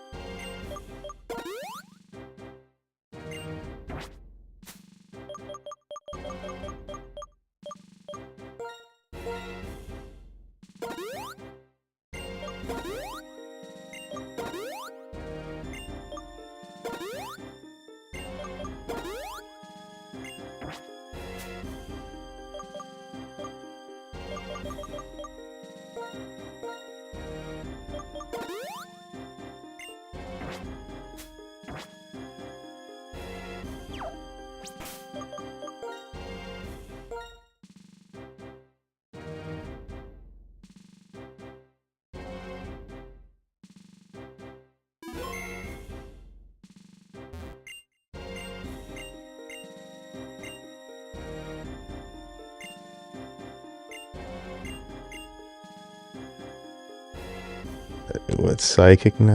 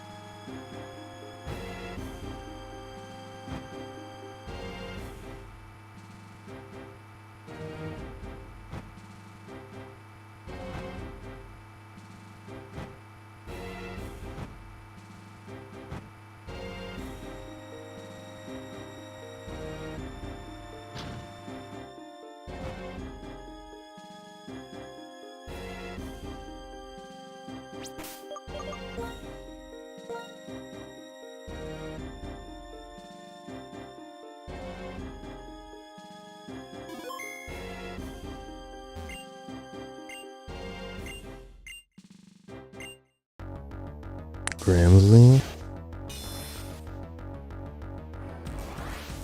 Okay. Yeah, okay.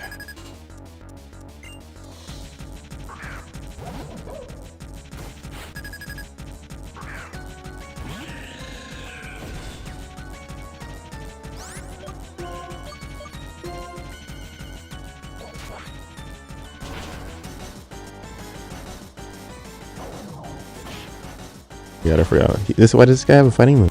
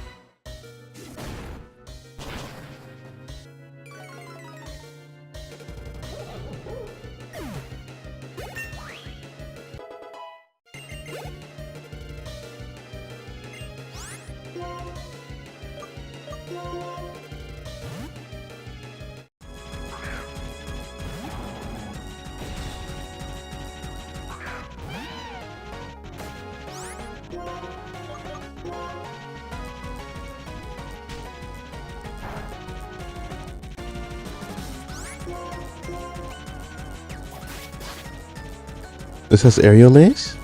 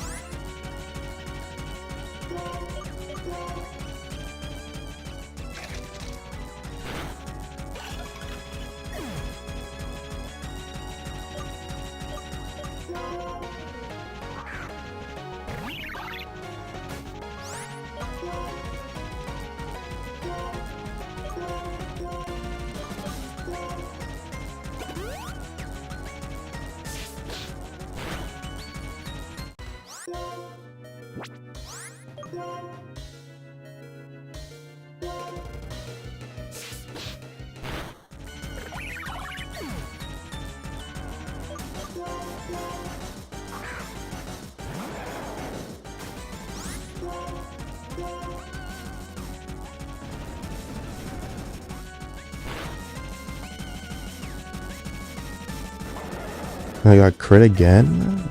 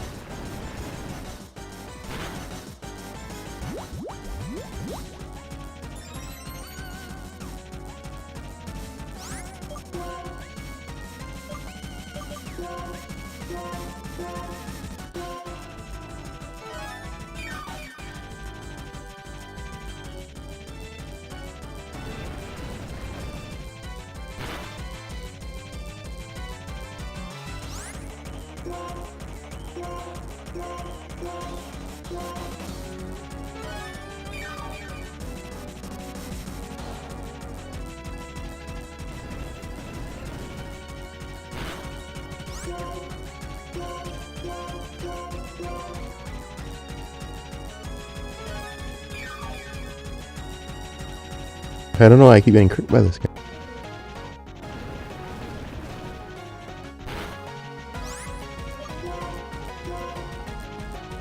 I'll bulk up again, actually.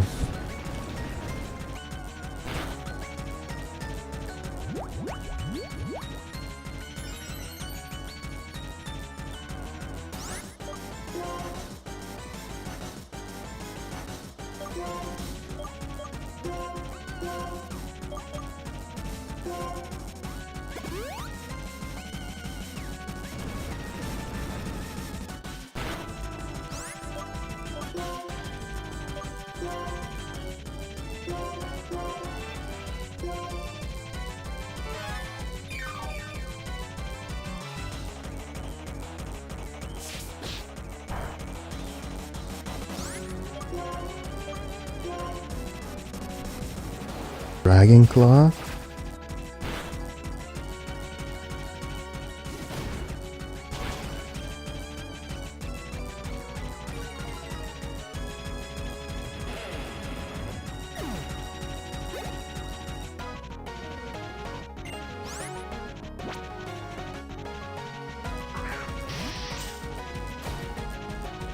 He's not one-tapping me down from this much HP. And through stat. That's that gonna even kill me, right? Okay. He's just dead, right?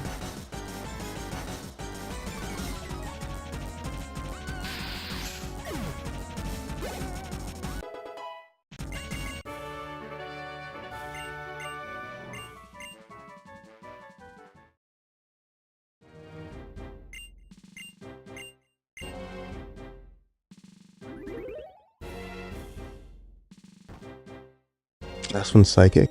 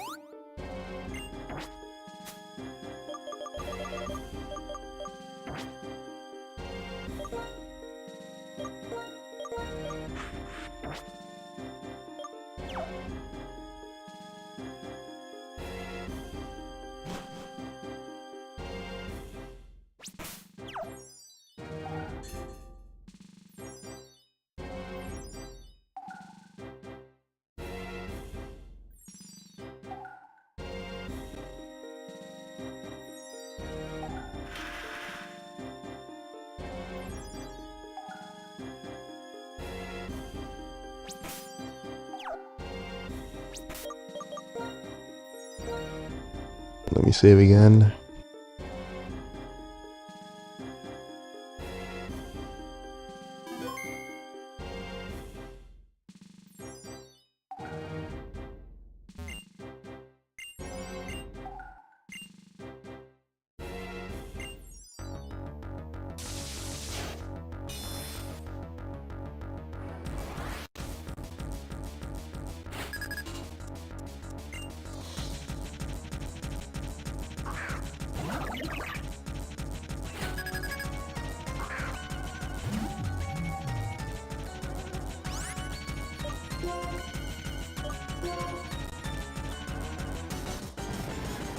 Thunder?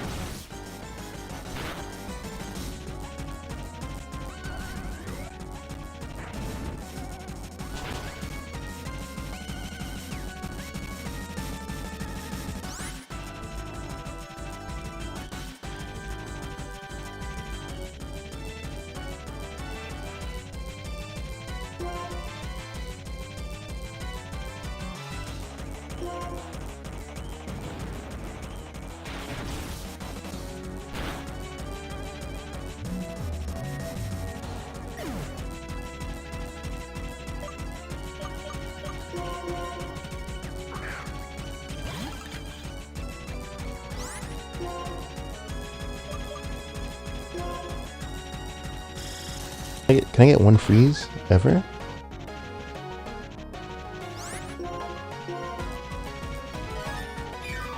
Oh my god.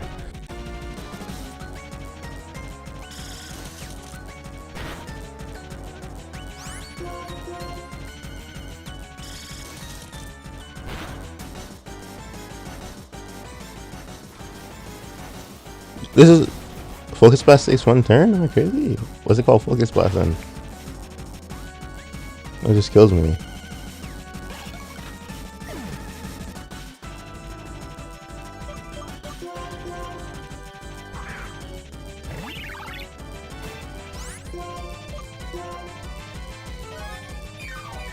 Yo, this game is horrible.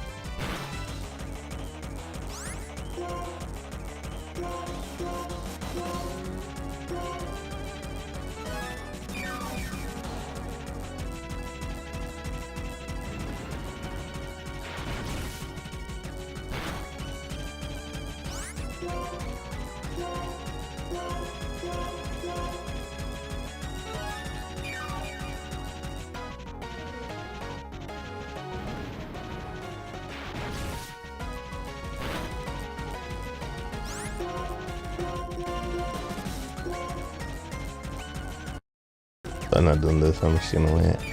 I'm just gonna stall out the thunder. It's ridiculous.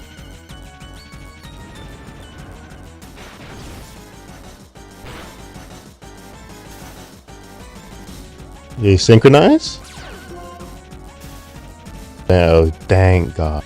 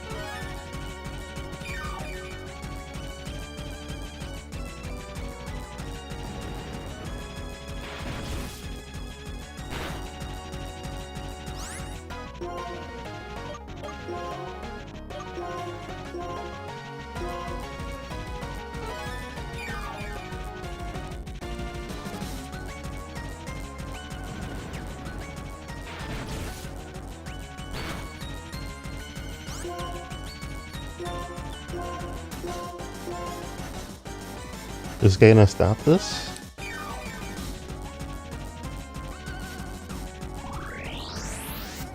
There's energy ball too? And he crit me.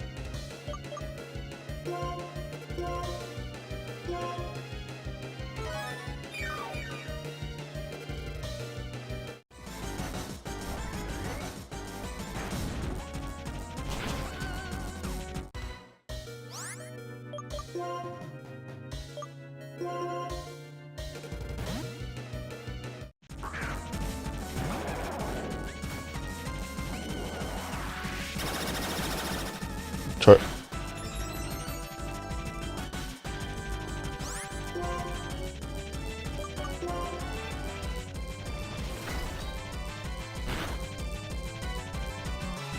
Oh my God. Oh my.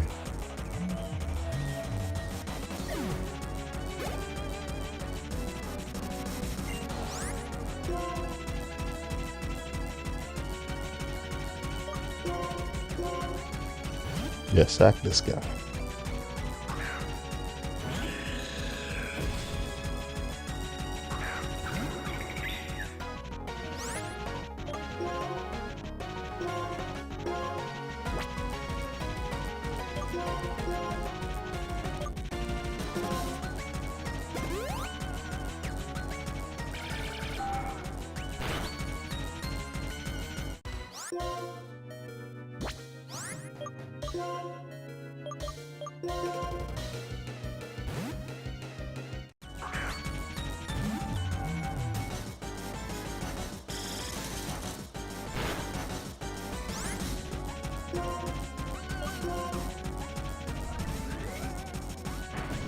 Like all of them run Shadow Ball? Is like this is a real thing? All of them just run Shadow Ball?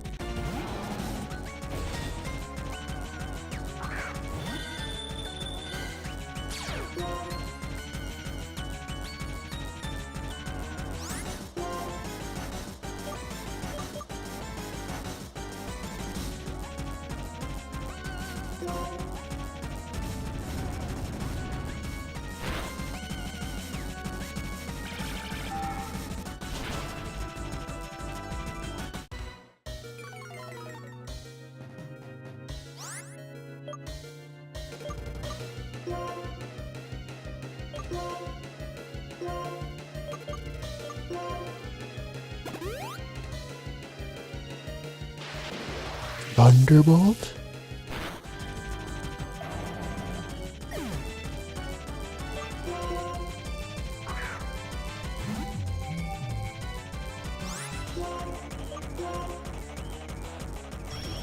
We call mine is crazy.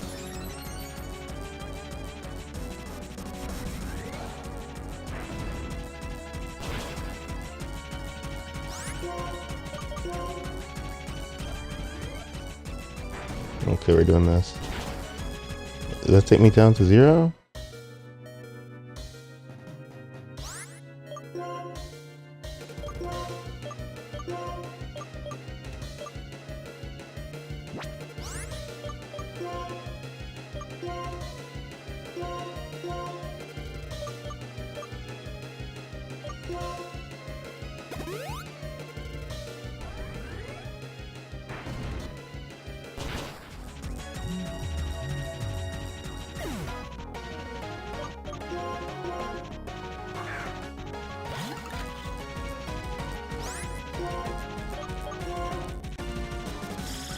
Can I freeze somebody?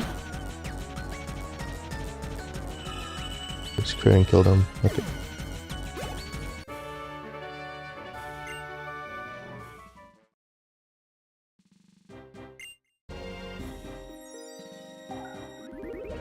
Dog shit game. Jesus Christ.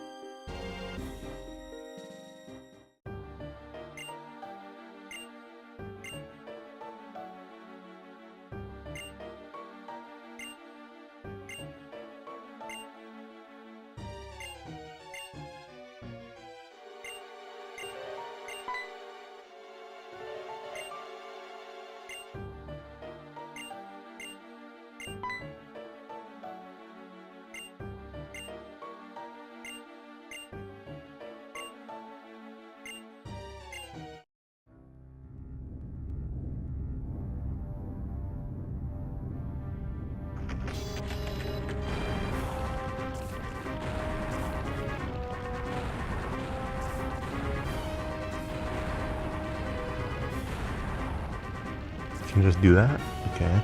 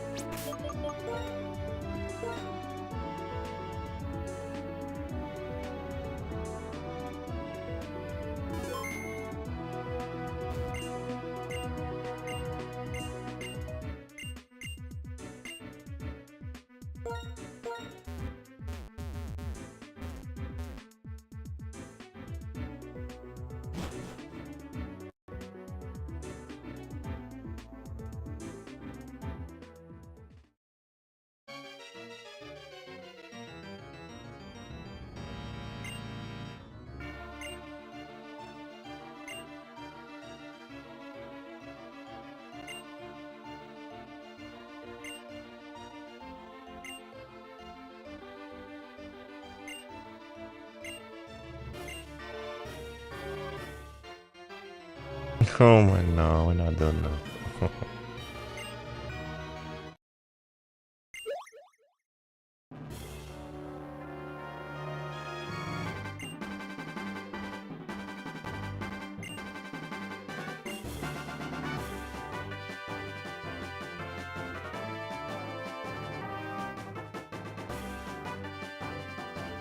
Okay, let us say Jesus.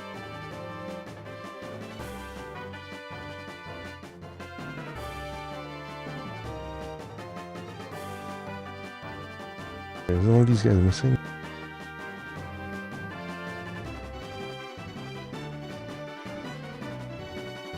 Older brother.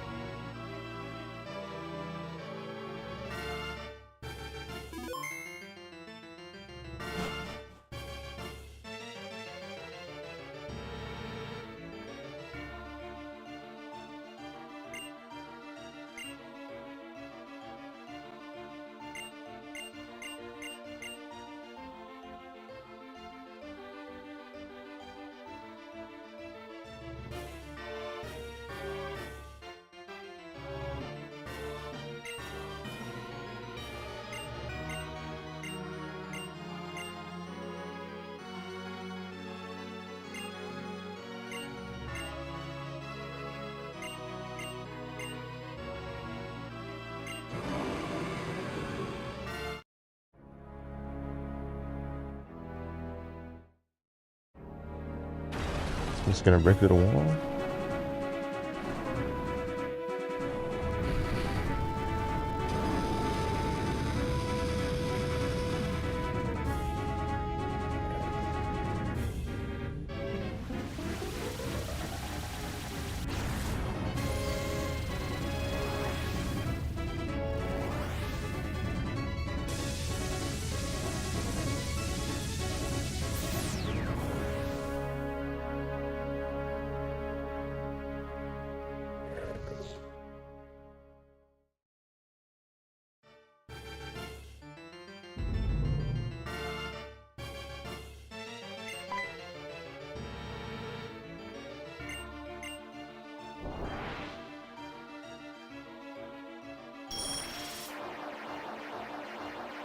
Okay.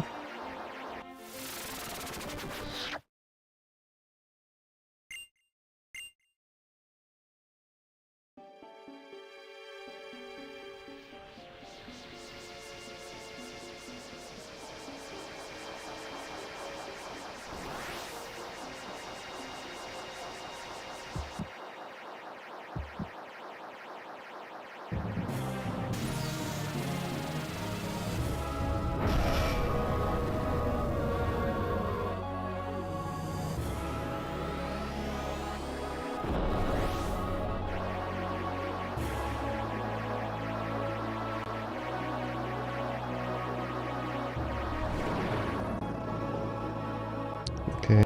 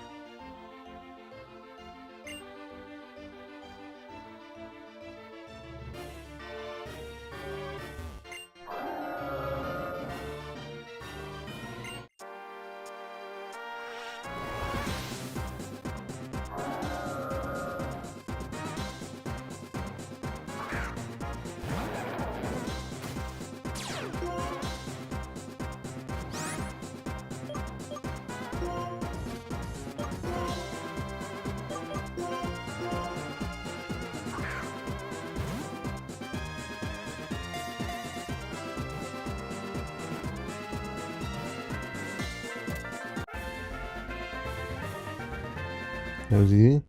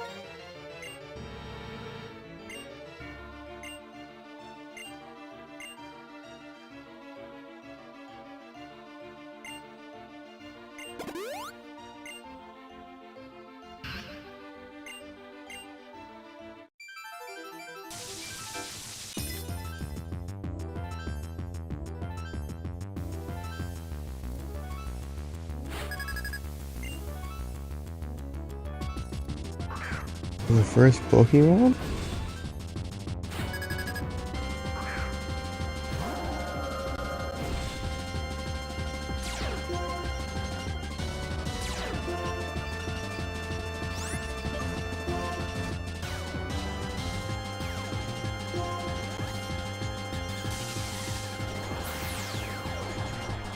Hello?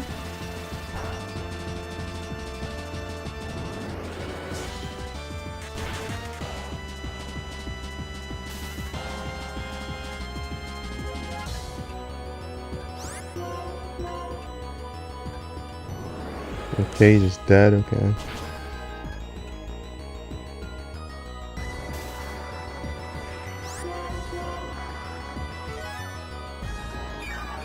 How did he not die from that?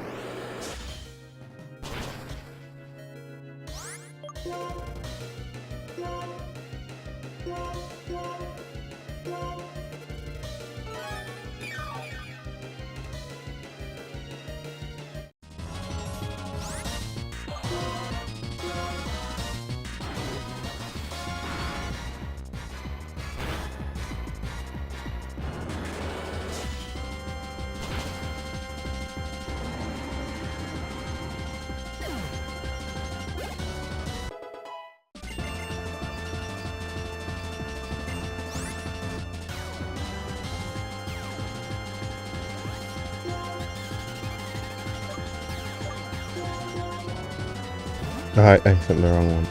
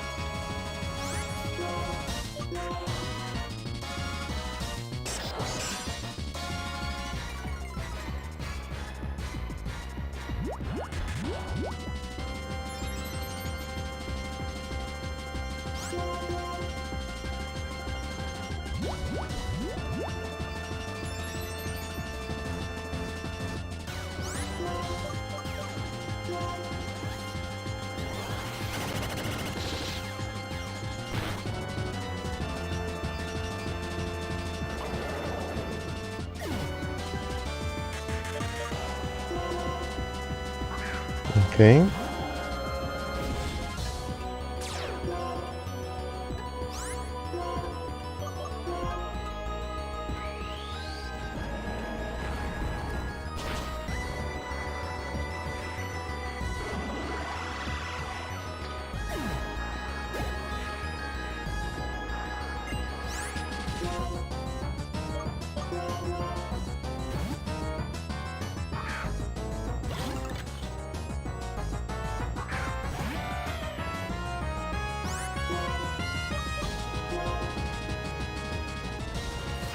Okay.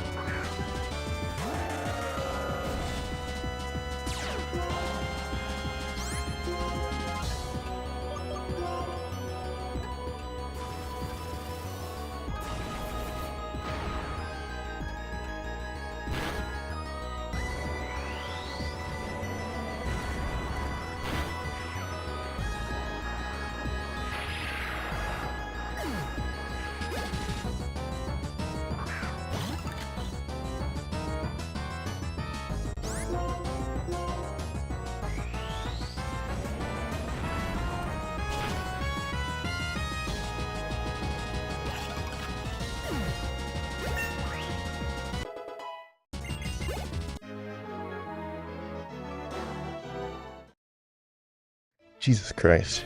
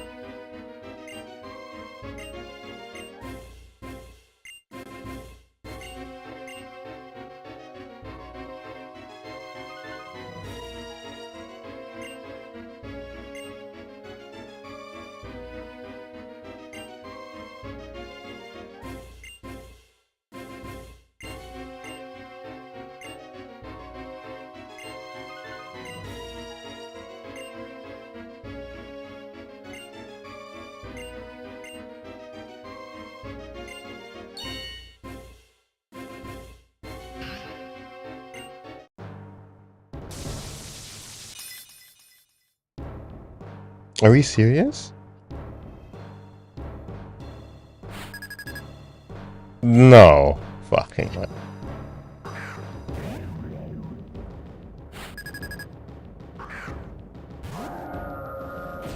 Pokemon healed?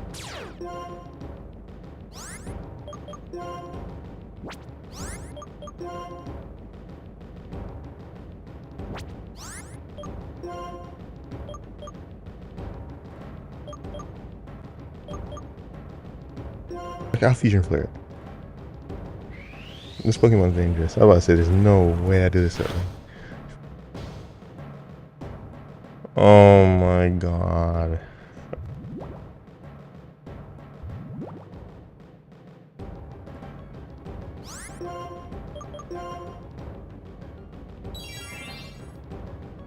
Oh, he's gonna poison stall me.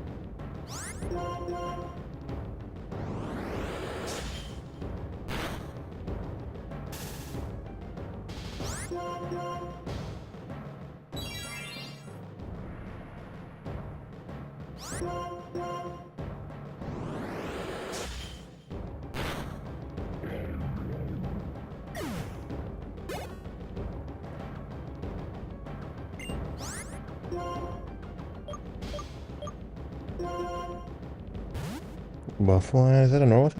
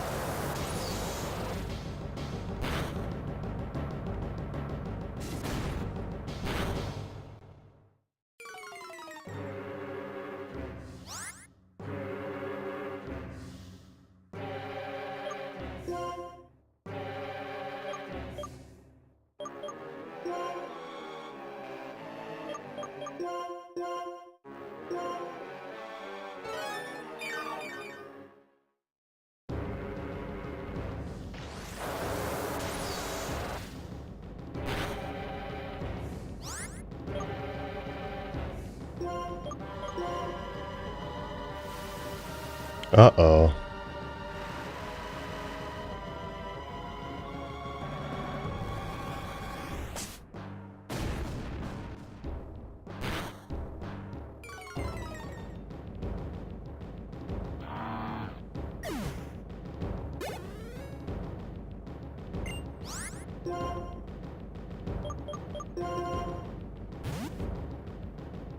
Jesus, man. As dark as this fire.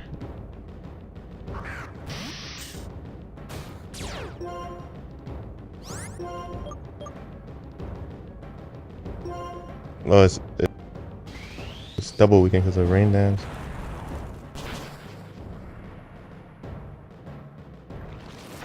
Okay.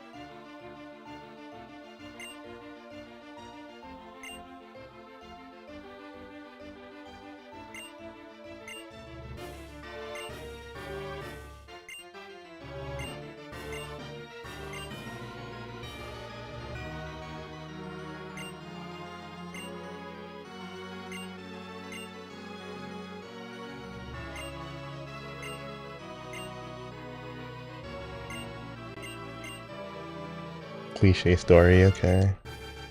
Is the game done now? Okay, just taking him to prison. I don't want to fight him again. I'm doing it now. Please, not again. Oh my god. Oh, now the sad music. Oh my god. Like, are we serious?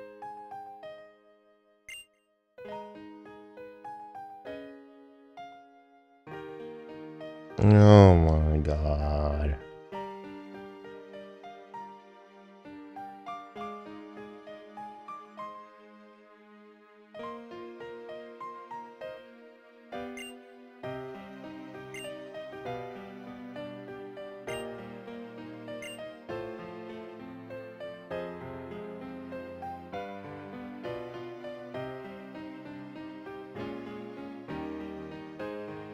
Oh my god, I can understand it. Oh my god. Okay.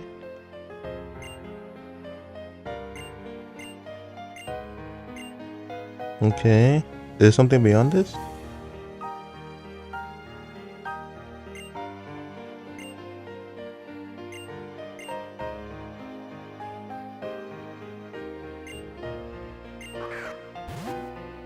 Okay.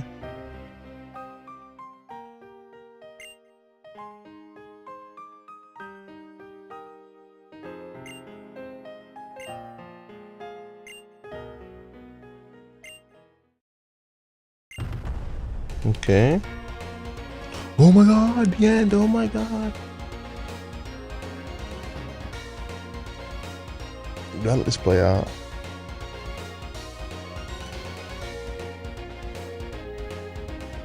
Jesus Christ.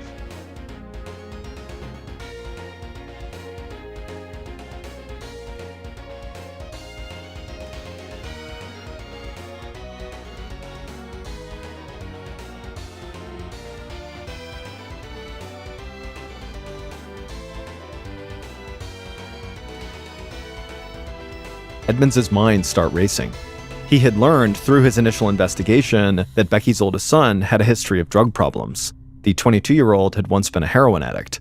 And Edmonds wanted to know why Michael was sitting across the street from Kay's house, which was now a murder scene, instead of in front of his own house, which had just been looted. Because remember, Michael didn't know what was going on in Kay's house until he overheard Mitch talk about Kay's house being robbed. And so Edmonds couldn't help but wonder if maybe Michael had tried to rob Kay's house to pay for his drug habit, but then Kay surprised him by coming home. She would have known Michael's face very well, and so maybe he decided to kill her so she wouldn't be able to identify him. Edmonds thanked Mitch for his help and ultimately let him go. Then he summoned Michael to the station. When Michael arrived, Edmonds led him into the small interrogation room, and the two sat down on opposite sides of a table. Michael was quiet and very polite, and as he sat there, he absently ran his hands through his dark black hair. Edmonds was very blunt, and he asked Michael if he was still using drugs. Michael admitted that he was. He said he was still fighting his heroin addiction, and in fact, that day, he had used methadone to try to curb his heroin cravings. Methadone is a medication that's often used to help people reduce or stop their use of heroin or other opiates. And so because Edmonds had wondered if Michael went to Kay's house to rob her to pay for drugs, Edmonds began to zero in on where Michael had been before the handyman Mitch had discovered the break-in at Kay's house. Michael stayed calm and polite. He claimed that his mother had dropped him off at 7 a.m. for a house painting job. But when Edmonds pressed Michael for details about this job, Michael's story fell apart. He couldn't say who he was working for or even where the job was. Now, Michael was starting to shift around in his seat uncomfortably. So Edmonds asked him again where he had been when Kay was attacked. Michael admitted he had been lying about the house painting job, but only because he didn't want his mother to know he was unemployed. He said he had really been watching TV at a friend's house. Edmonds was very annoyed that Michael had just lied to him, so he got up and walked out of the room. And Edmonds would keep Michael in that interrogation room for 3 more hours while he decided what to do with him.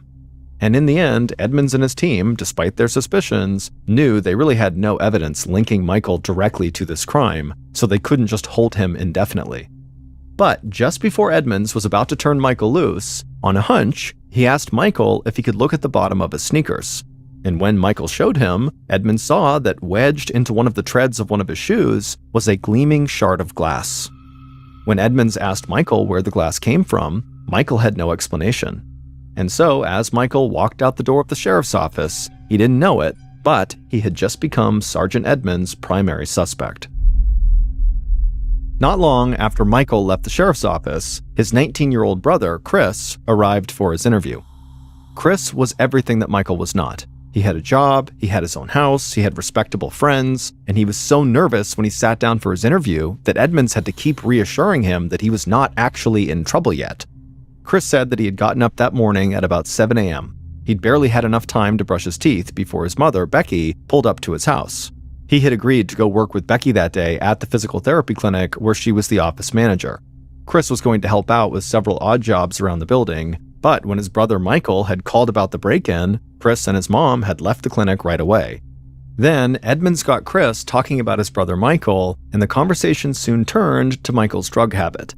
Chris confirmed that his brother was taking methadone again and struggling with his heroin addiction, and he was hanging with a very bad crowd.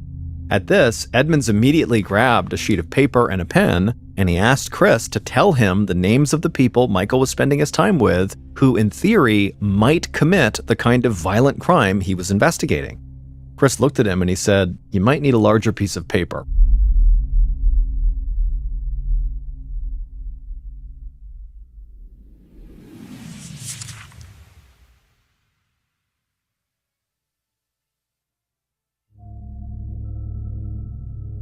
By midday on March 26th, so 24 hours after Kay had been discovered, Sergeant Edmonds was totally exhausted because basically he hadn't slept for the last 24 hours.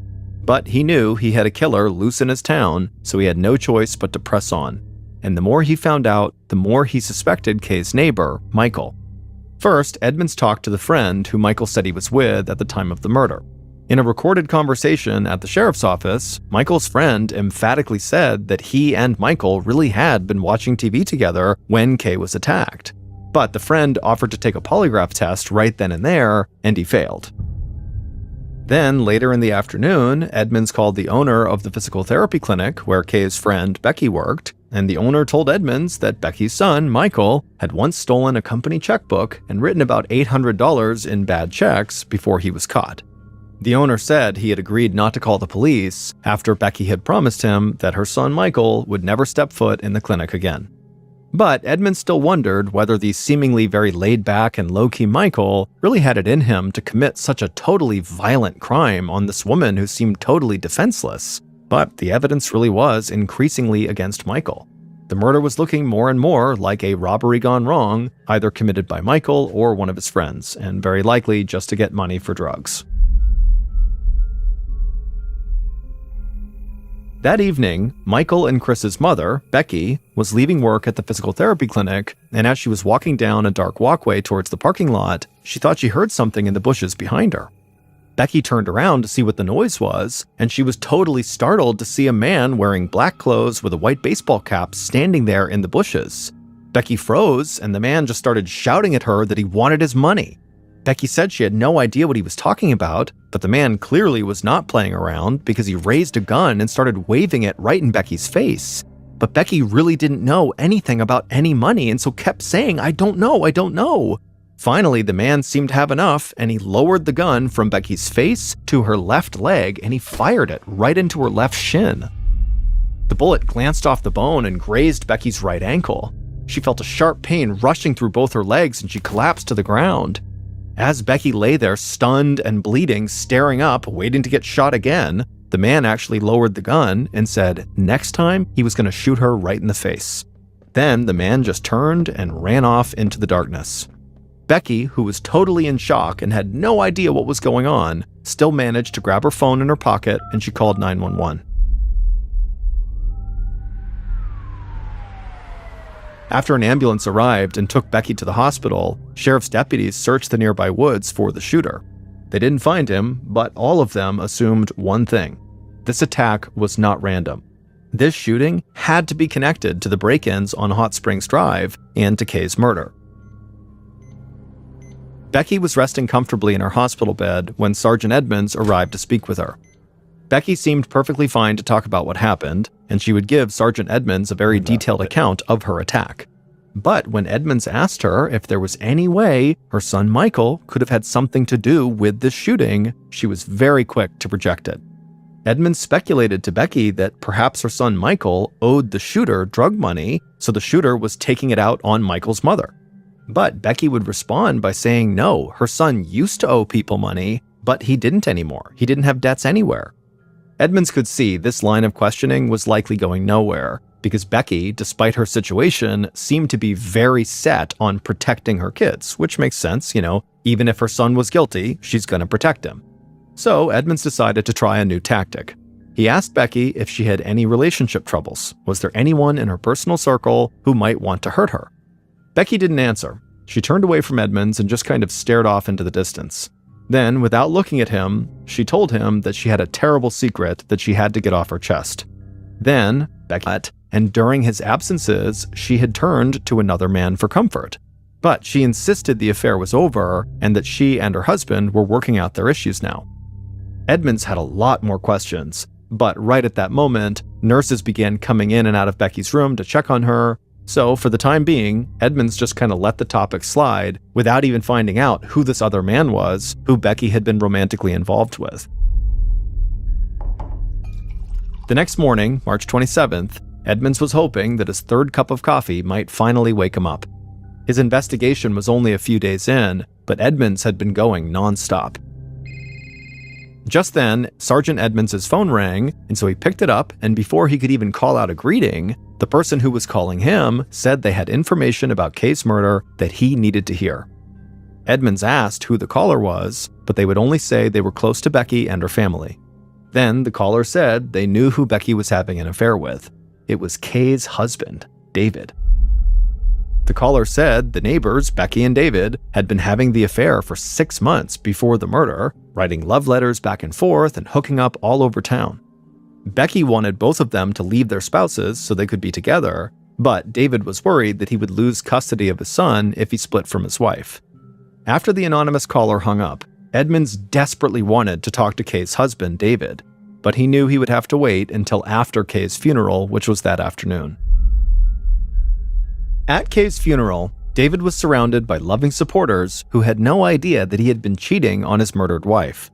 But one of Kay's closest friends couldn't shake the feeling that David was acting strangely for a man at his wife's funeral. When she had given David a hug, he told her that he was sorry and that he never wanted this to happen. The friend didn't understand what that meant, but she didn't think it was the right time to ask. At the end of the service, David, Becky, and all of Kay's loved ones looked on with sorrowful expressions as 6 pallbearers carried Kay's casket out of the church. Then the pallbearers put the casket into a hearse for the trip to the cemetery. David walked with his son to a waiting car that would follow the hearse, but Sergeant Edmonds approached and stopped them. Edmonds took David by the arm and quietly told him that they needed to talk right away. He said he understood that the family was obviously grieving, but really this couldn't wait. Edmonds asked David to come to the station right after Kay was interred. That evening, David looked emotionally raw and weary when he sat down across from Edmonds in the small interrogation room at the sheriff's station. Edmonds then told David point blank that he was in serious trouble and that he would not be doing his son or his family any good if he lied right now to the police and ended up going to jail. David seemed to know what this was about, and he nodded in agreement. Then Edmonds asked him about the affair with Becky, and David definitely saw this coming because right away he just began confessing. David said his affair with Becky had started about 6 months earlier when she had flirted with him on the tennis court. They had been playing doubles against Becky's husband and Kay when Becky had made a bad shot. She had leaned in close and said to David that she was playing badly because he was distracting her. Not long after that, the two began meeting at his house, her mother's house, or in their cars like it was some kind of high school romance. David said that he and Becky had pledged their love for each other, but he was just not ready to upset his own marriage. He worried that if he got divorced, Kay would take their son far away from him and prevent him from seeing him. So David and Becky's affair remained secret. But then David said he had broken things off with Becky a month before Kay's murder. David had told Becky they couldn't be together, at least until his 12-year-old son had graduated from college. David said that Becky was devastated, But she had accepted his decision and decided instead to focus on her own relationship with her husband. And Becky really had begun working on that relationship with a bracing dose of honesty. She admitted to her husband that she had been having an affair with their neighbor, David, and her husband did not take it well. He was shocked and furious, and he immediately called Kay to ask if she knew that her husband, David, was having an affair with his wife, Becky. Kay was totally caught off guard and said she absolutely did not know that. After that, David had had no choice but to confess to Kay about the affair and then beg for Kay's forgiveness. And to his surprise, Kay had accepted his apology and said they would work through their crisis together. But Kay had said she would not have her family living next door to Becky any longer. She wanted to sell the house immediately. Kay had also quit her job where she and Becky worked together, and she vowed never to speak to her former friend again. David said he was done speaking to Becky too, and that he was ready to make a fresh start. When David finished talking, Edmonds just stared at him for a second, and then looked down at his notes. Edmonds had all of David's cell phone records, and he knew that David had continued talking to Becky after their supposed breakup, including a call that lasted nearly 2 hours on the night before Kay's murder. And when Edmonds brought this up to David, that clearly David had just lied to him about his real relationship with Becky, David's face turned beet red, but he pressed ahead again. He admitted he had spoken to Becky numerous times after the breakup, but it was just to see how she was holding up. But on the night before Kay's murder, when David was in Los Angeles on business, he admitted that that long conversation he had had with Becky had turned sexual. And on that call, they had both admitted that they still had strong feelings for each other. Edmonds said that could explain the call David made the night before the murder, but David had also called Becky right around the time Kay was bludgeoned to death. So Edmonds wanted to know what that call was about. David said he had only talked to Becky on the morning of the murder because at the time he'd been worried about his wife. Kay hadn't picked up when he had called her, so kind of out of desperation, he had just called Becky to see if maybe she had heard anything about Kay.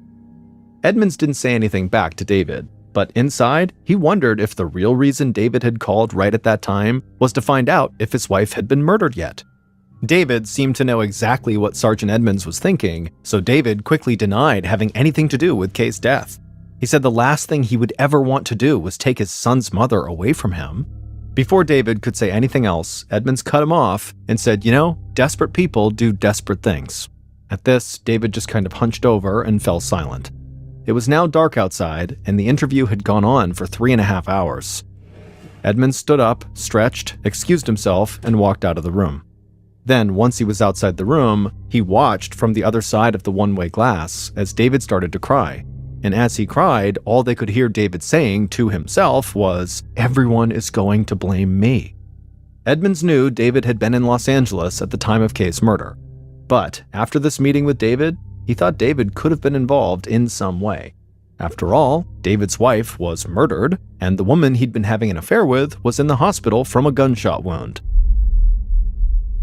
Later that evening, Edmonds was at his desk when he received a very strange call from an inmate at the county jail. The inmate said he knew who killed Kay Parsons. Edmonds asked why he should trust a guy who was in jail at the time when Kay had died, so how could he possibly know the truth? And the inmate just said Edmonds really needed to trust him because before he ended up in jail, Kay's killer had asked him to help with this murder. Edmonds was reasonably convinced that this guy had real information, but the inmate made it clear to Edmonds that he wanted to give him the information in person. So Edmonds hung up and he immediately headed to the jail. And Edmonds was waiting inside of an interview room when guards escorted in a middle-aged man dressed in pink jail sweats and flip-flops. The inmate did not hold anything back when he spoke to Edmonds, and by the time Edmonds left the county jail, he had multiple new leads to follow up on. And within days, those leads would pay off, and the police would finally figure out who had killed Kay.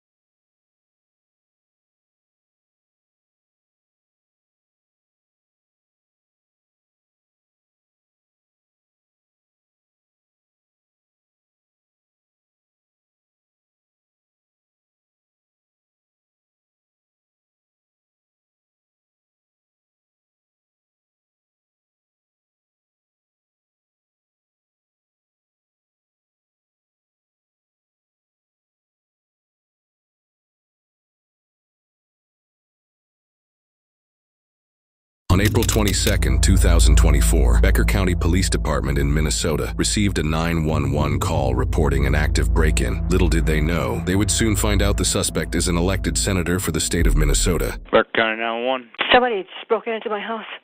Oh, They just ran down into my basement. Did you get a look at him at all? No, it was completely dark. I tripped over him. He was on the floor next to my bed.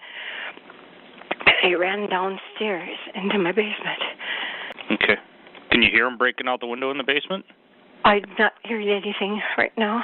Okay. There's a basement, a drop window that can crank open. I don't know. Okay. Please just get here.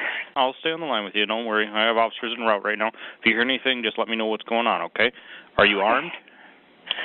I have a little steak knife in my hand right now. Steak knife? Okay. All right. I don't know where they could have. I don't see any. My yard lights haven't come on outside or anything. You know, the motion light in the back or anything. Did you notice any vehicles or anything like that? No, I haven't. Okay. Am I speaking with Carol? Yes. I don't know what the hell's going on. My God. Did you hear anything at all? No. Is that place? There's officers that just came outside your residence, yeah. You just came in there. Okay.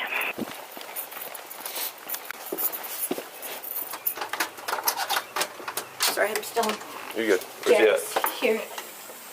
There's a drop window on the back side of the house, and I don't know if that's. Is he outside or inside? He ran down here. Okay, I'll go down there. You stay back here. Okay. Police department! Make yourself known! Police department! Make yourself known! 37 back there, got a little motion underneath the stairs in the house. Sounds like he's trying to get outside of the back to the north of the house. Police department, make yourself known! He's still in the house. A lot of motion underneath the stairs. Sounds like he's trying to get outside through a window. Police department, make yourself known now! Where to? He's the other officer's downstairs. Okay. I'm trying to see if he. COVID off. Here, watch out. Where's he at? Here, underneath the stairs. Police department!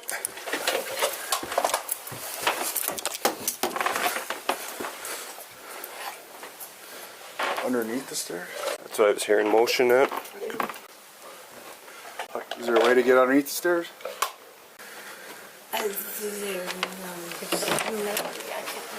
Becker 05, if you come up long, looks like there's a long driveway right to the back of the residence.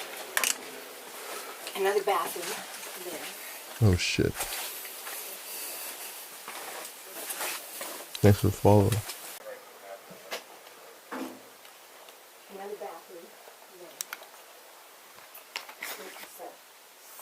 there. It's a disaster because my husband passed away in the last What year. is this?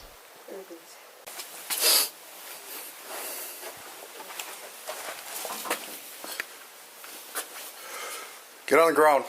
Okay. I'll go. You stay back. Stay back. Stay back. Hands behind your back.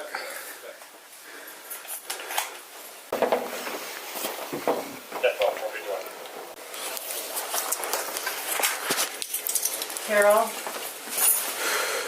Yeah? it's Nicole. It's Nicole? I was just trying to get a couple of my dad's things because he wouldn't talk to me anymore. She also stole documents out of my house. She's my stepdaughter. I didn't steal any documents. How did I steal documents? Nicole, what's your last name? Mitchell. Stand up. No on one you? stole anything, Carol. I don't have anything on Take me. her out if you want to talk. You got anything on you? No. I have a flashlight. That's it. Okay. God's sake. Why was she squatting down next to my bed? Who is this to you? Pardon? Who is this to you? She's my stepdaughter. stepdaughter? She's also a Minnesota senator. She lives in the Twin Cities. Unknown to the officer at the time, the suspect previously was a meteorologist for the Weather Channel and a local news anchor before being elected a senator. She's a senator? Yeah. Yeah, was. Was or is currently? Well, she is, I meant after this. Oh. Oh my God. My husband passed away, just her father.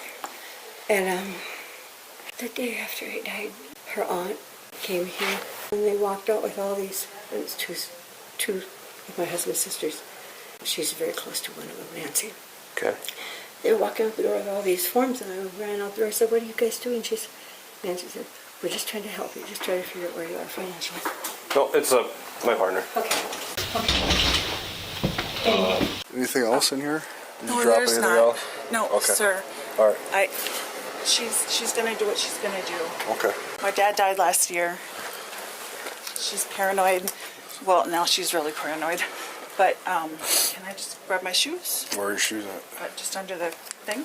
1015 is a senator from Minnesota. Where's he at? He's downstairs with her still.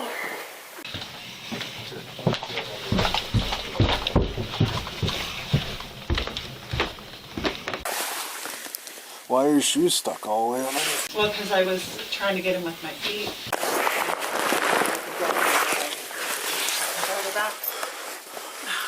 Has she done this before? Not that, but she's insisted that my son should get nothing, she should get everything, all that stuff. Where'd she come in at? Get into my bed. You know? I don't have a clue. You don't know? No. Any doors that are open? My doors, Does she have both of them keys? had those Sticks? sticks on them. Any windows open that you don't know of? My kitties haven't run off, and so Okay, any windows in the basement? To the basement? that's the one I think that she must have come in. Where's that window at? When everyone tried to help her right after the funeral. She's not trying to help me. She's trying to get money. She kept. I can show you my Okay. bank account. Well, let's go upstairs.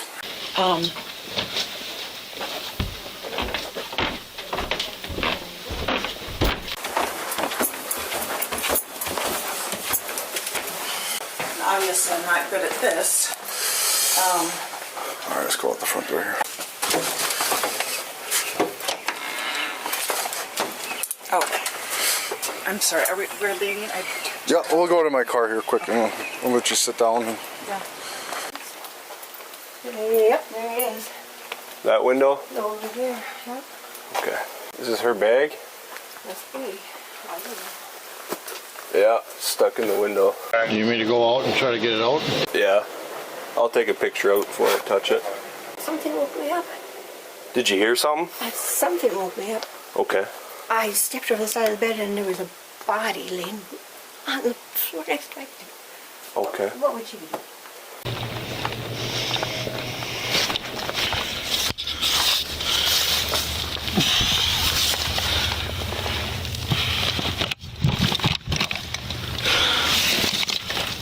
Do you know what she'd be here for? Paperwork, bank account numbers. I have no idea what she Okay. I guess we'll check that bag, see if anything in there is yours. Yes. 37, you can close that window. That It looks like one of I also noticed a hammer on the steps. You might want to ask about that on your way up. 3705, where'd you say that hammer was? Steps, last step before the door. all right, have a seat. Are those tight? Hold on. Get up. You just want to make sure they're locked so they don't tighten up on you. This is not my normal life. So you are in custody. I'm going to read you your Miranda rights, okay? Okay. Nicole, you have the right to remain silent. Do you understand each of these rights I've just explained to you? I do. Having these rights in mind, do you wish to talk to me now? I'm just hoping this mistake won't completely. I know I did something bad. After the funeral, my aunts tried to help her. She thinks they stole from her when they were just trying to get her affairs in order. Okay. She was progressively cut off the family. Can I stop you quick? Yeah. What's your relationship to her? Stepmother. Stepmother? Okay. But she's got Alzheimer's and she's gotten. I know this doesn't help. This Yeah. is just going to prove the point. But she's gotten paranoid and thinks we're all out to get her and won't let anyone in the house. I just wanted to get a couple of my dad's mementos. And that's all. Okay. So what kind of mementos? A couple pictures and maybe one of his shirts. How'd you get in the house tonight? That window. The window? Okay, which window? Where the bag was. Or the bag? I didn't go back there to find it, so. What's in the bag? A couple laptops. Your laptops or someone else's? My laptops. Okay. Nothing else in there? Water. Water? I used to be here all the time. Okay, when's the last time you were here? 10-4, I got the RP The last time I was here, October and November. Okay. And then she just got progressively more paranoid. Did you see it? The hammer out there? On the steps? Oh. I had a hammer. Oh, you had a hammer there? That one was mine. That's yours? Okay. For protection, yeah. I know it's your bedroom. Was there anything missing it from there? I don't even know she was. I know it's your personal space, so. She was laying right here. She was laying right here. I crawled out of bed and stepped on her. I'll go take a look at that bag. Yes, please. I'll get the adrenaline pumping.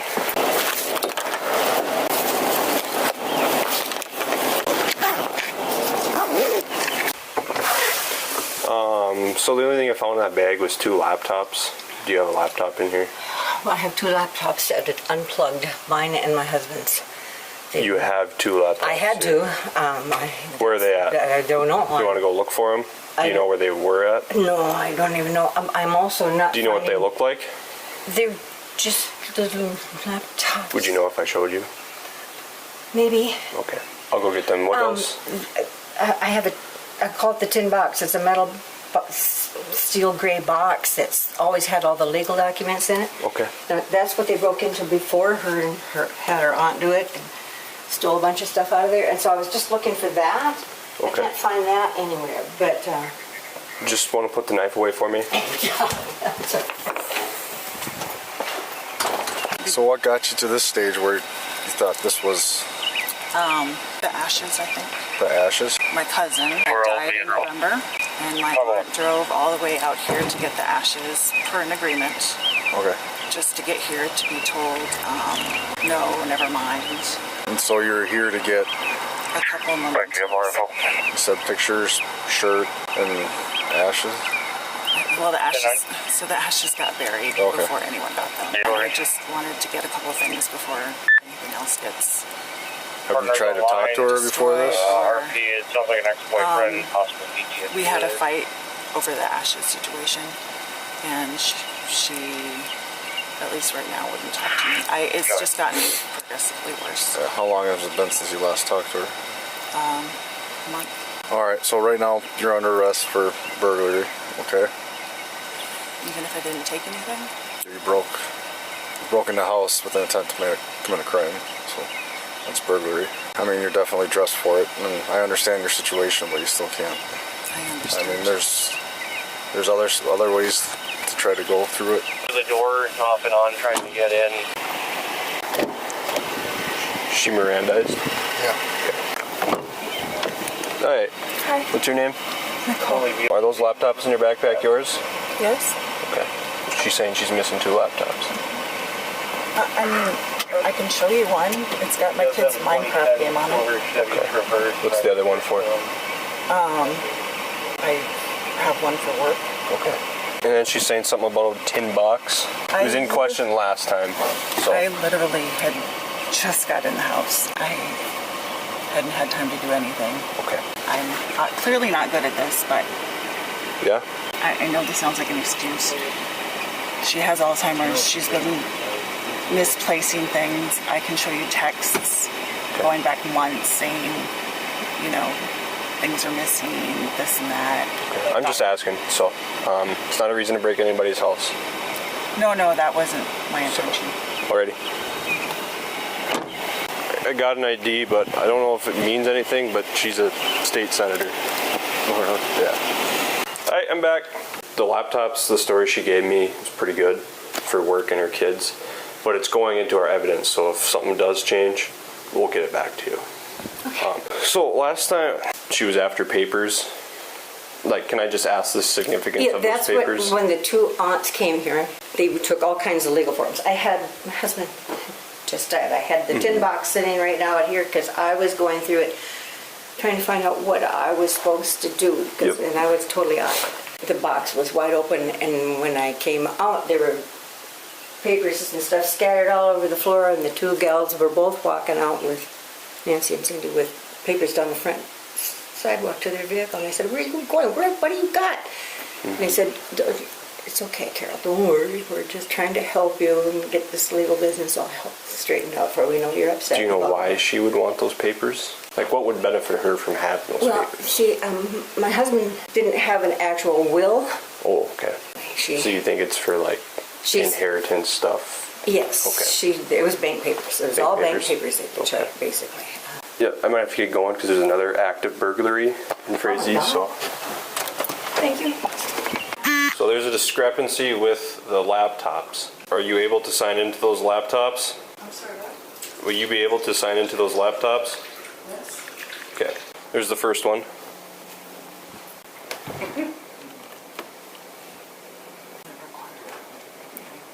Okay, how come it has Carol's name on it? It was one that she had given me way back when to use for the kids. Well, she's missing 2 laptops, that's what she said. So I'm taking this laptop. How about this one? Okay, that one's got your name on it. Okay. That one will stay with your property, but I am taking this one. That's fine. Did you try shoving that backpack out and it didn't go out?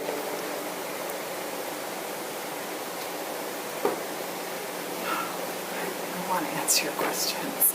You don't have to, like, you understood your rights, so. I guess maybe I shouldn't. Okay, that's okay. Put you back in here. Appreciate you working with that, so. COVID off. Nicole Mitchell, who has served as a Minnesota state senator first elected in 2023 and before was a lieutenant colonel in the Air National Guard, was charged with first-degree burglary, which is a felony, as well as possession of burglary tools. Mitchell was On May 5th, 2025, a deputy with the Martin County Sheriff's Office responded to a 911 call regarding a multi-million-dollar yacht stolen from a marina in Jupiter, Florida near West Palm Beach. Because they just took it from Blue Point. Oh, wow. Like 10 minutes ago. Oh, okay. You're the dockmaster? I'm assistant dockmaster. Assistant dockmaster. Okay, I'm the only what's going person on? here right now. He runs the biggest boat in the marina. It's a 68 Dyna. Oh, he headed north. He headed north? I got it pulled up on the cameras if you just want to see real quick. My partner's over there going to Blue Rock right now to confirm, but he said the boat's definitely gone. And it is a 68-foot boat? About how south did he say? He says about a third of a mile. Because we got our marine units coming from Sandsburg now. Officers confirmed that the yacht was stolen from Blowing Rocks Marina and headed north, while a Martin County Sheriff's Office boat moved to intercept from Sandspread. Between them was a bascule bridge with a 65-foot clearance. Is this Jeff? Yes, it is. Yeah, good. I was on the phone with the Coast Guard, and I just gave them all the information. Cooper PD advised they believe they have the boat at South Beach. Are we willing to prosecute against the individuals taking this? Well, you guys would want that, right? You don't want to let these guys walk, right? I mean, I'm in law enforcement. I don't want to see them walk. You know, that's a $3 million boat. They were docked, but now they're back northbound. No, of course you want to prosecute them. Wow, I've never seen a boat stolen from a marina I've ever worked with. Hey, Sarge, you hear that? They might need to open the bridge. Is the boat owner in town? Yeah, he's in town. He's home. He said, what the f***?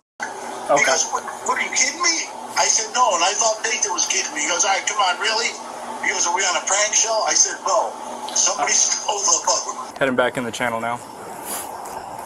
Well, if you're full throttle, you should be moving pretty good. Because they run under that bridge and rip the top off. That's what we're concerned about. So if it's running hot, they might have to actually open it. Yeah, he's moving pretty quick. You have a boat in the water? Not in the water, but I can get a boat in the water. Can I borrow him? No. Alright. The Coast Guard is advising us there are 2 people on board, 2 passengers. Just be advised, this vessel has not communicated with the bridge tender. And it's about 100 yards off the south end of the bridge. Throw this on there. Just in case. That was K91. I need you on the land for now. we got enough people in the boats. I'm worried about them bailing off the boat, swimming to shore. Alpha 15, signal 14. It does have a full tank, 800 gallons on board. We got one more coming, or is that it? That's it. Jeff, the boat owner, has video footage of the inside of the vessel, and it's possibly 2 Jamaican males on board. 10-4. All units, 26, 2 black males. 10-12 on Jupiter's boat. We're a couple south of the boat for now. Air 197, confirm it's this yacht that's just south of the bridge here. That's 10-4, dark 2. They advise 2 males should be on board. 10-4, Air 1 has visual. Going more, what are the chances of it running aground right there? And are they doing that purposely, or are they just drifting? Air 1 looks like they're trying to power away from the shore there where they're at. He could ditch and run on the land over here. Yeah, that'll be the first or second residence just north of us. K9, you can stand by on that side of the stand. I was just, we don't know if they're armed. Watch your back. I know, I don't like this either. 5, do we know if the captain has any firearms on the boat? 10-4, you guys are firearms on the boat? Unknown on firearms at this time. We'll make 10-5 with the homeowner, Carson's boat owner. He's up there. The next boat? Yeah, you want to run up there? Yeah, go. Keep it on.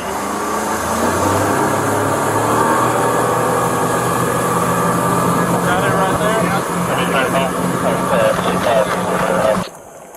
I'm gonna get my binoculars. Get my binoculars. What? 7 Patrick Creek Trail North. 10-4, Unit 5, 54 on there being firearms on board the vessel. Okay, Coast Guard coming, AMO's coming. We don't have to approach this thing until we get help.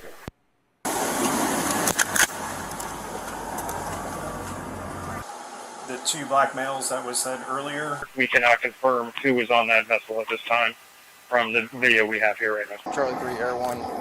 I'm on Bassett Creek Trail. It's thick brush here. Can you tell me if I'm in the right area? 10-4, I gotcha. So if you want to move a little north in case he floats off to the shore there, you'd be in a good position. Get out of the way! Go, that way! Yeah, between you guys and the unit of the bridge, I see you guys got it locked down pretty good. AMO's on the way. Who? AMO, Air Marine Operations, or HSI. They're on their way. HSI, okay. Yeah, they're on their way. Why are we not stopping bridge traffic? At any point he can jump off that boat and run. At any point he can start shooting too. If they run aground here, they're going to start taking off through all this shit, so. Yep. We need to get them in contact. They're gonna try to go under. Alright, he's hitting the bridge fenders. Alright, let's get this bridge stopped in case he tries to go under. Jesus, I can't even get on with it. Alright, if he gets any closer, we're just going to open this bridge. I've got tons of assets on the way, but if he's going to try to hit this bridge, it's not worth it. Is he going to hit? Can you see? Oh, absolutely. He's going to hit. SO units, can we get on both sides of the bridge? Go ahead and lift it. I won't be able to open it. The traffic gate, the cop car. Alright. Move your cars from the gates so the bridge can open. It won't open without in front of the gates. Open it, open it, open it. Is there anybody on that SO boat? He's fucking right on. He's like pushing him. He is pushing him. I think he just backed up. So. He just backed up, James. He's powering it. Moving, so.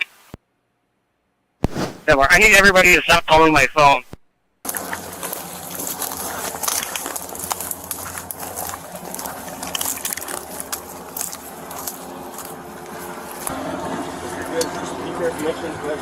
It's tough because there's no, it's all tinted.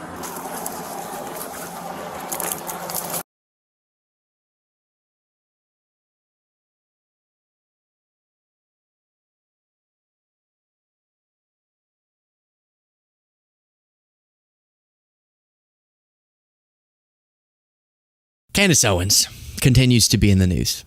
How do I introduce this to you properly? Well, let me give away a little bit what the interesting part, which is the clip we're going to get to, which is her. She's this prominent MAGA right-wing figure, and she is now very upset with Donald Trump, who was previously her leader.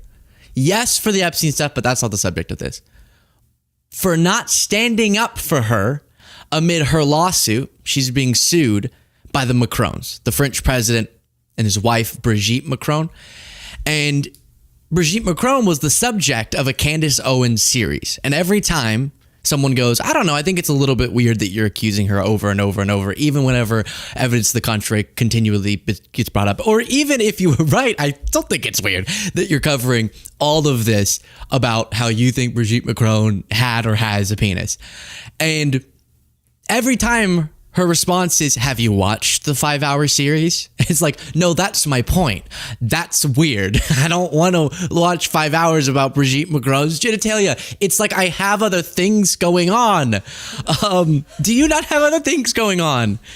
So now I'll take you back for some context to Candace telling the world about how Trump had called her and said, hey, the French president talked to me and you need to stop with this. It's causing a lot of turmoil because you're defaming her and being creepy.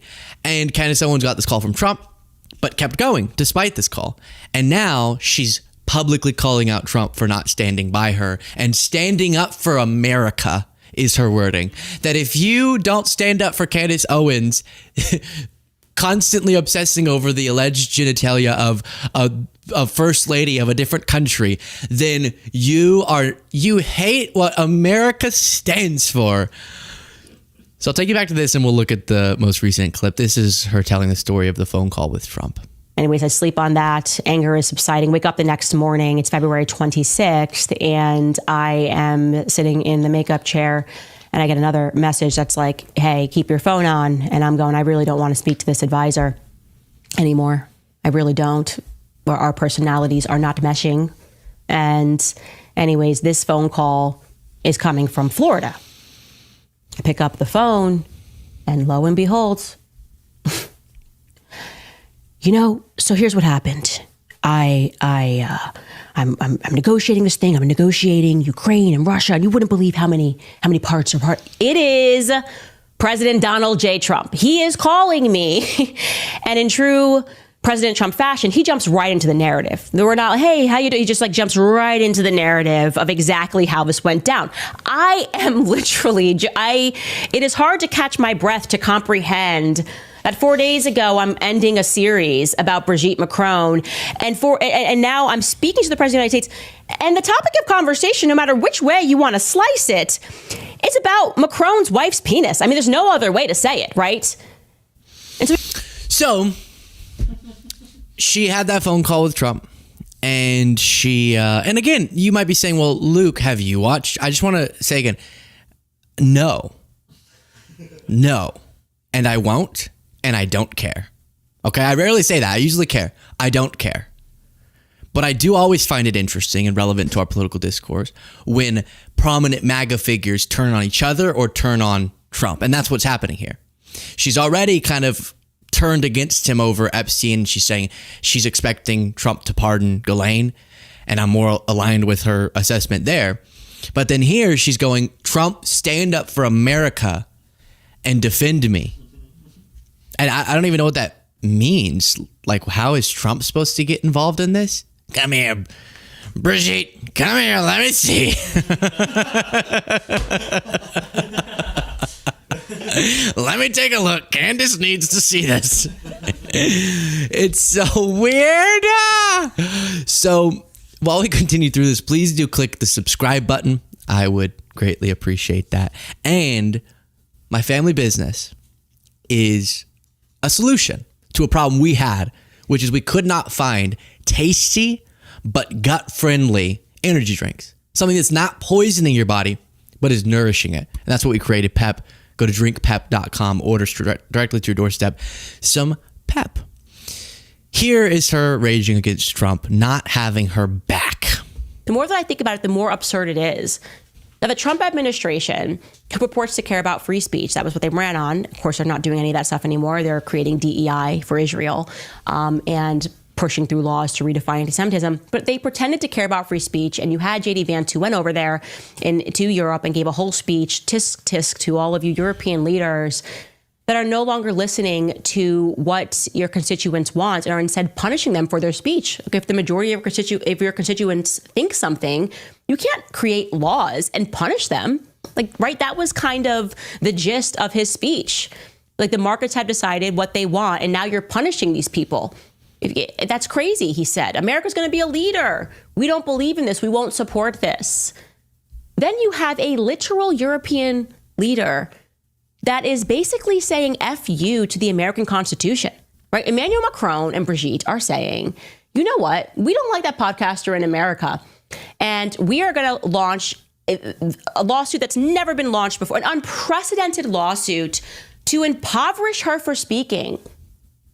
And both J.D. Vance and Trump have not issued a statement. In fact, where are the journalists even asking them to make a statement? Okay, a state leader is speaking about your constituent and launching a lawsuit and saying you're going to impoverish them for executing the First Amendment right. Where are you?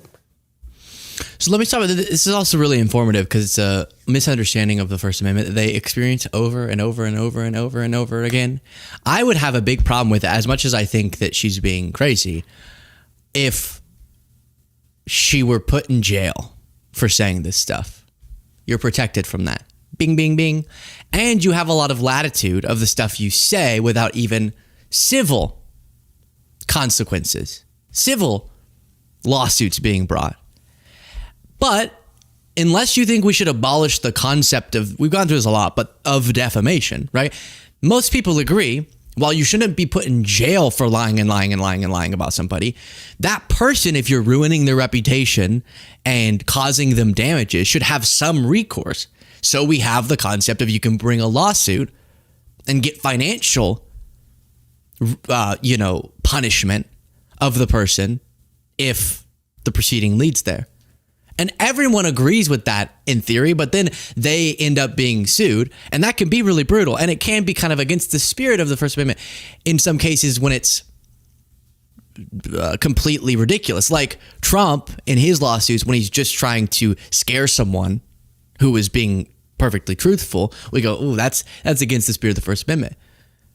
And then he leverages his governmental power to involve, to push media outlets in the direction that he wants.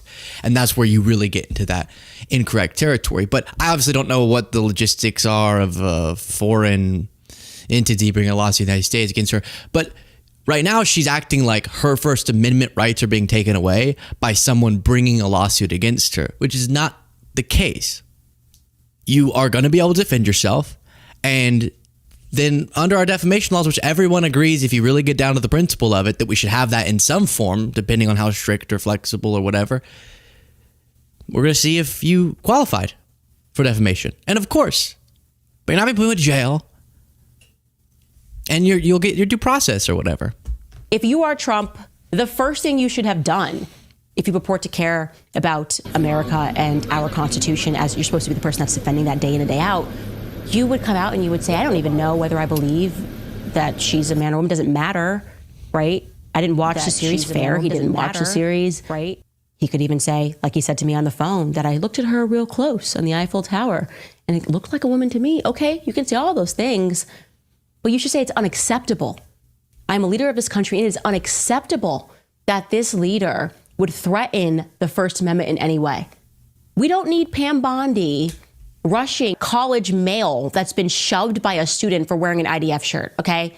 We don't need the federal government getting involved. We might need our federal government when it comes to this, okay? The job of the federal government is to defend us against foreign invaders. And I would pretty much say Emmanuel Macron right now is being a foreign invader. Yeah, definitely. That squares. They're suing you and they're invading the U.S. Oh gosh, that's crazy. Wow, what do words even mean anymore? So does she think if someone came out and just started lying and getting a bunch of people to believe a lie about her that ruined her career, right, to go to the furthest extent, ruined her career, caused all of these financial repercussions, that was demonstrably false, that she shouldn't have any recourse in our system? Of course, there should be some option. And then the specifics of how we structure those laws is something you're always going to be debating over. But this is the option. They can't get Trump to lock you up for it. despite Trump being willing to do crazy things against the First Amendment in other cases. But so all that they can do is some sort of civil proceeding. And if you prove yourself to be correct, then you'll be fine. Now, again, that doesn't mean you can't have dubious, abusive uses of that system. You can. And I'm sure you're going to try to argue that. But when they start doing this is an invasion, this is an attack on the First Amendment, it becomes this broader, weird misunderstanding of the system that we live in. And when you're making a bunch of money off of telling those lies, there has to be some recourse. Now, if it's appropriate for a foreign country to do that, I don't know. But this is not an invasion, I can say that for sure. And it's not an attack on the First Amendment.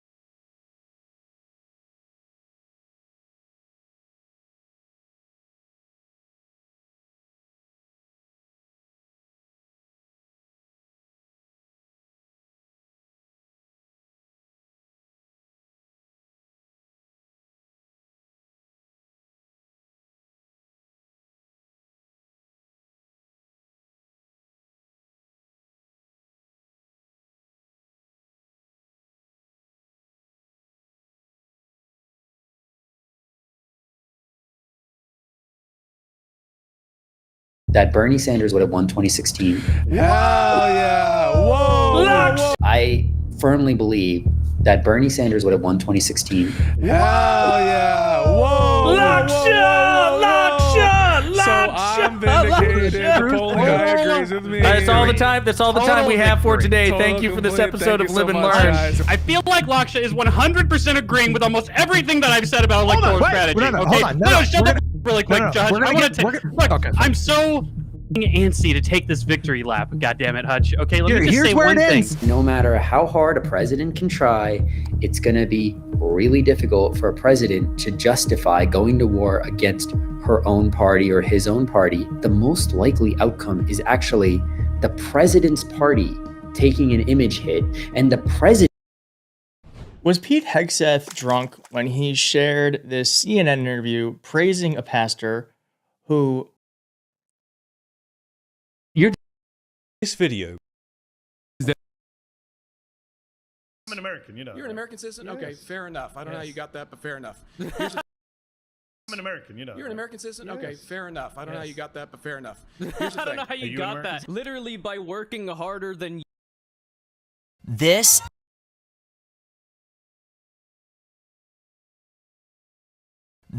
is the complete family tree of Jesus Christ.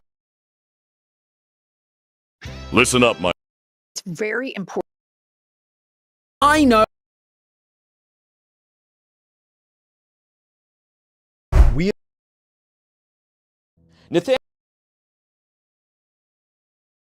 There was a time about 30 years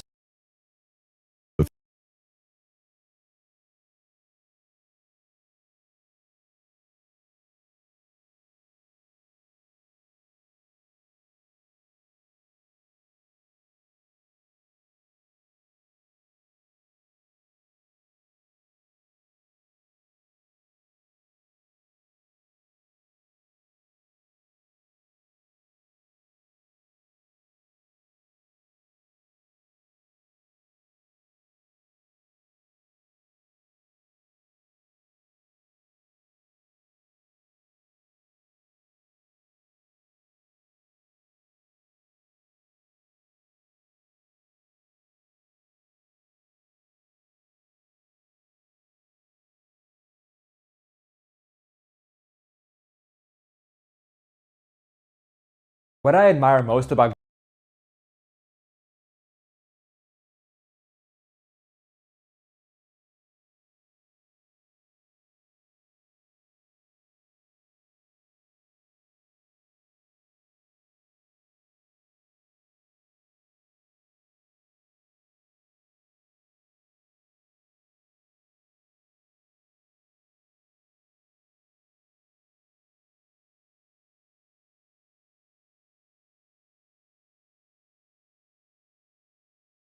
What the fuck is this?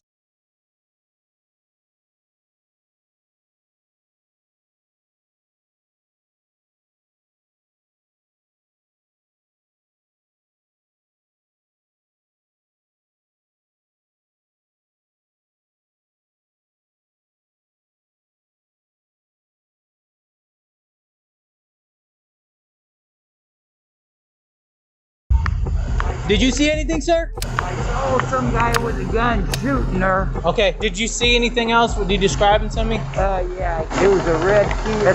Anybody? Did you see anything, sir? I saw some guy with a gun shooting her. Okay. Did you see anything else? Would you describe it to me? Yeah, it was a red Kia. Anybody see anything? We did. You did? You have camera too? That's all? Okay, perfect. It's they said a red Kia utility, possibly. Given the address. Apartment 207. Apartment 207. Hands up! Don't move! Come to the front door with your hands up! Wednesday, September 8th, 2020, Orlando, Florida. Police received an urgent call from witnesses outside the Navy Federal Credit Union on Gardens Park Boulevard, reporting that a woman had been shot and was seriously injured. But what exactly had happened? I'm Tyler, and today's Daily Dose of Crime features never-before-seen exclusive footage from police records and court documents. As always, every individual involved is presumed innocent until proven guilty in a court of law. Viewer discretion is advised for mature content. All right, step away, please. Anybody see anything? We did. You did? You have camera too? That's all? Okay, perfect. Okay, perfect. What do you need? All right. Check for a pulse. Where's she? You got an iPad? All right. Check and see where she's hit. No pulse. No pulse? All right. Yeah, let's get it. Hey, scene is secure. Get FD rolling in. Hey, watch out. You got a casing behind you. One female suspect. I'm sorry, one female victim. These cameras work? Can we look at them now? Upper chest, top of the head, faint pulse. The first shot, I don't think hit her. Hey, we got a couple of shell cases right here. Okay, I'm trying to get it. Did you see it? Get in a car or anything like that? Nah, I ran that way. You ran over that way? Yeah, everybody ran from there. Could you stay over there, please? Who what? was that guy in that red Kia that shot her? Watch out, you got a couple shell casings right there. 1, 2, 3, live right there. 4.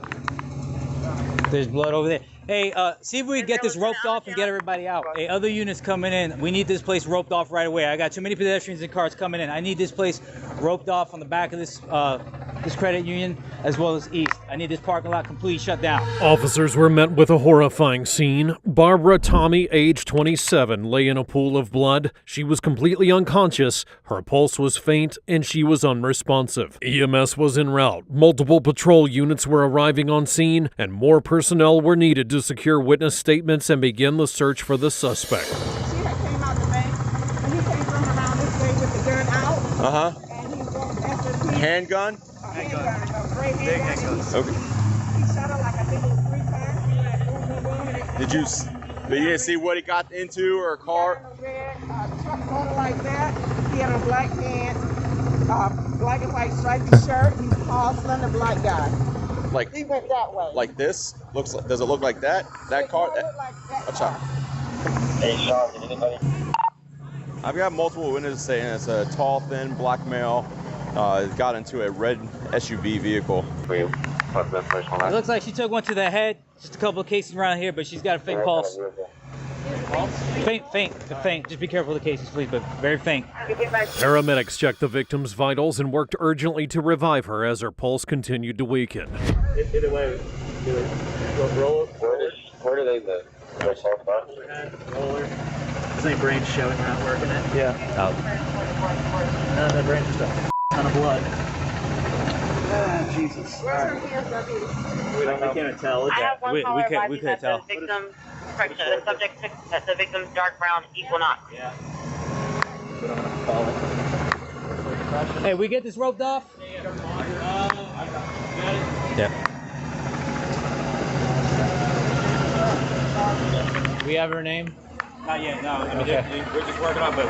Is anybody here? Yeah, the guys in the bank, they're witnesses, and they said they probably got video too. So we got 1, 2, 3, 1 live round, 4 shell casings. That's why we need to get this roped off quick. Did you see anything, sir? Did you see anything? I saw some guy with a gun shooting her. Okay. And then I saw a red Kia coming down this way. I followed him around. He went into Costco, and now he went into the parking lot or into Costco? Into the parking lot. Okay. Can you do me a favor? There. Did you see anything else? Would you describe it to me?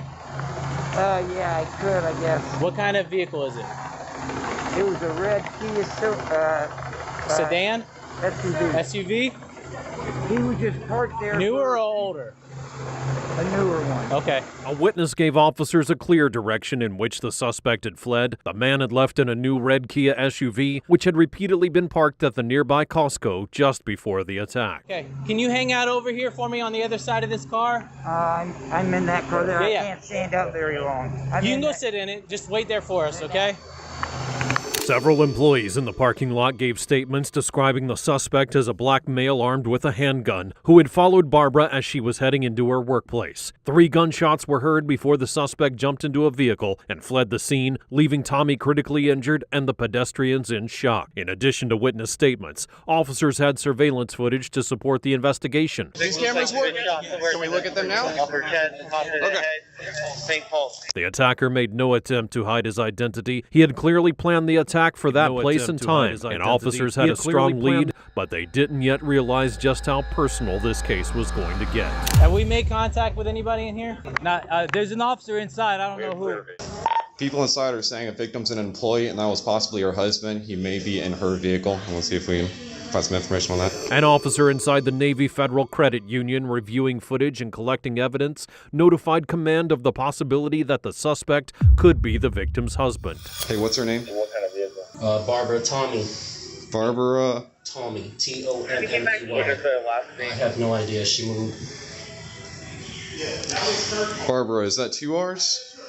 I have one caller advising that the victim, the victim's dark brown employee was putting out the Tensa berries. There's her. Okay. She's walking outside.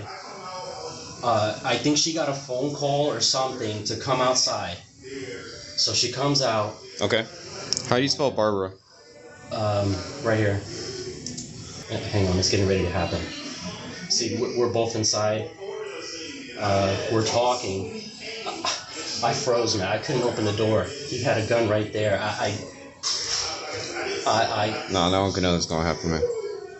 Hey, she drive a brown Chevy. Is this her? Yes, that's her. She doesn't. I don't know. They have more information on the vehicle. Okay. Hey, we have clear video on the inside. Suspect's a Bravo Mike, thin build, short hair. Shirt looks like it's white with gray or black stripes. You can see the whole thing. He takes multiple shots at her while she's on the floor. A co-worker of Barbara stated that she had received a phone call just minutes before the shooting. She's walking outside. I think she got a phone call or something to come outside. The timing and location suggested the act was premeditated. Knocking in that door. Yeah, we just came through there. We just landed. Hey, don't open the door. We'd have had that little walkout. What's the address where you guys are at? 4698 what? 4695. Hey, it's a police officer. Probably sounds like it may be domestic. Maybe the husband may have done the shooting and was trying to get Do we know her name? I got her name up. Barbara Tomey. Okay. She has a brown Chevy registered here. I haven't talked to anyone about the vehicle. Okay. It's they said a red Kia utility, possibly 2020. That's close enough. You said about 5 minutes ago? Chevy utility. They got video shows it clear today on. Do you? Like, the vehicle? Video shows no the actual signal 5 very clear. Okay. Given the address. One address is 41 apartment 207. Okay. I'm gonna go grab my computer real quick. Okay. According to witness accounts, Barbara had been inside the building when she got the call, prompting her to walk outside into the parking lot. Those small details, along with security footage, provided critical clues that brought investigators closer to confirming the suspect's identity. You were here to go to this bank here? Yeah, that's my car right here. That's my car right here. And she went in the bank, and she was parked over here. and then she came back out. We started lining up, and so she came back out and moved her car from So here. she went in the bank and then came back out to move her car. She came back out and move her car over here. She moved her car over here, and then she walked past. And no, she was getting out of her car. And when she walked back up, the guy was behind her, and he had. So the guy, where did he come from? He came from behind the building, on the side of the building. So from the Costco side? Yeah. Where was she in relation to him? She was walking this right way? in front of him. So she's walking this way? She's walking back this way, and he's behind her. And So her back was turned? He has a gun out. Okay. I don't know if he made her come back. Mm-hmm. I don't know, because I had turned my back. Do you know if they came here together? No. No? No. A key witness said she saw the entire incident unfold from the moment the suspect arrived to the moment he reached Barbara and opened fire. She reported that the man followed Barbara from behind with a gun in hand until they reached the entrance of the Navy Federal Credit Union, where he then shot her in the back. Everybody else must have left because this parking lot was full. Yeah. There was a lot of people here. Okay. Yes, ma'am. So she saw her park her car, walk into the bank, come back out, moved her car again. As she's walking back up, he comes from. He comes from behind, and then where? She's walking up. He's walking. Did he say anything to her? I didn't hear him say You didn't hear him say anything anything? to her. Okay. And Where so were you standing? I was standing like a guy just moved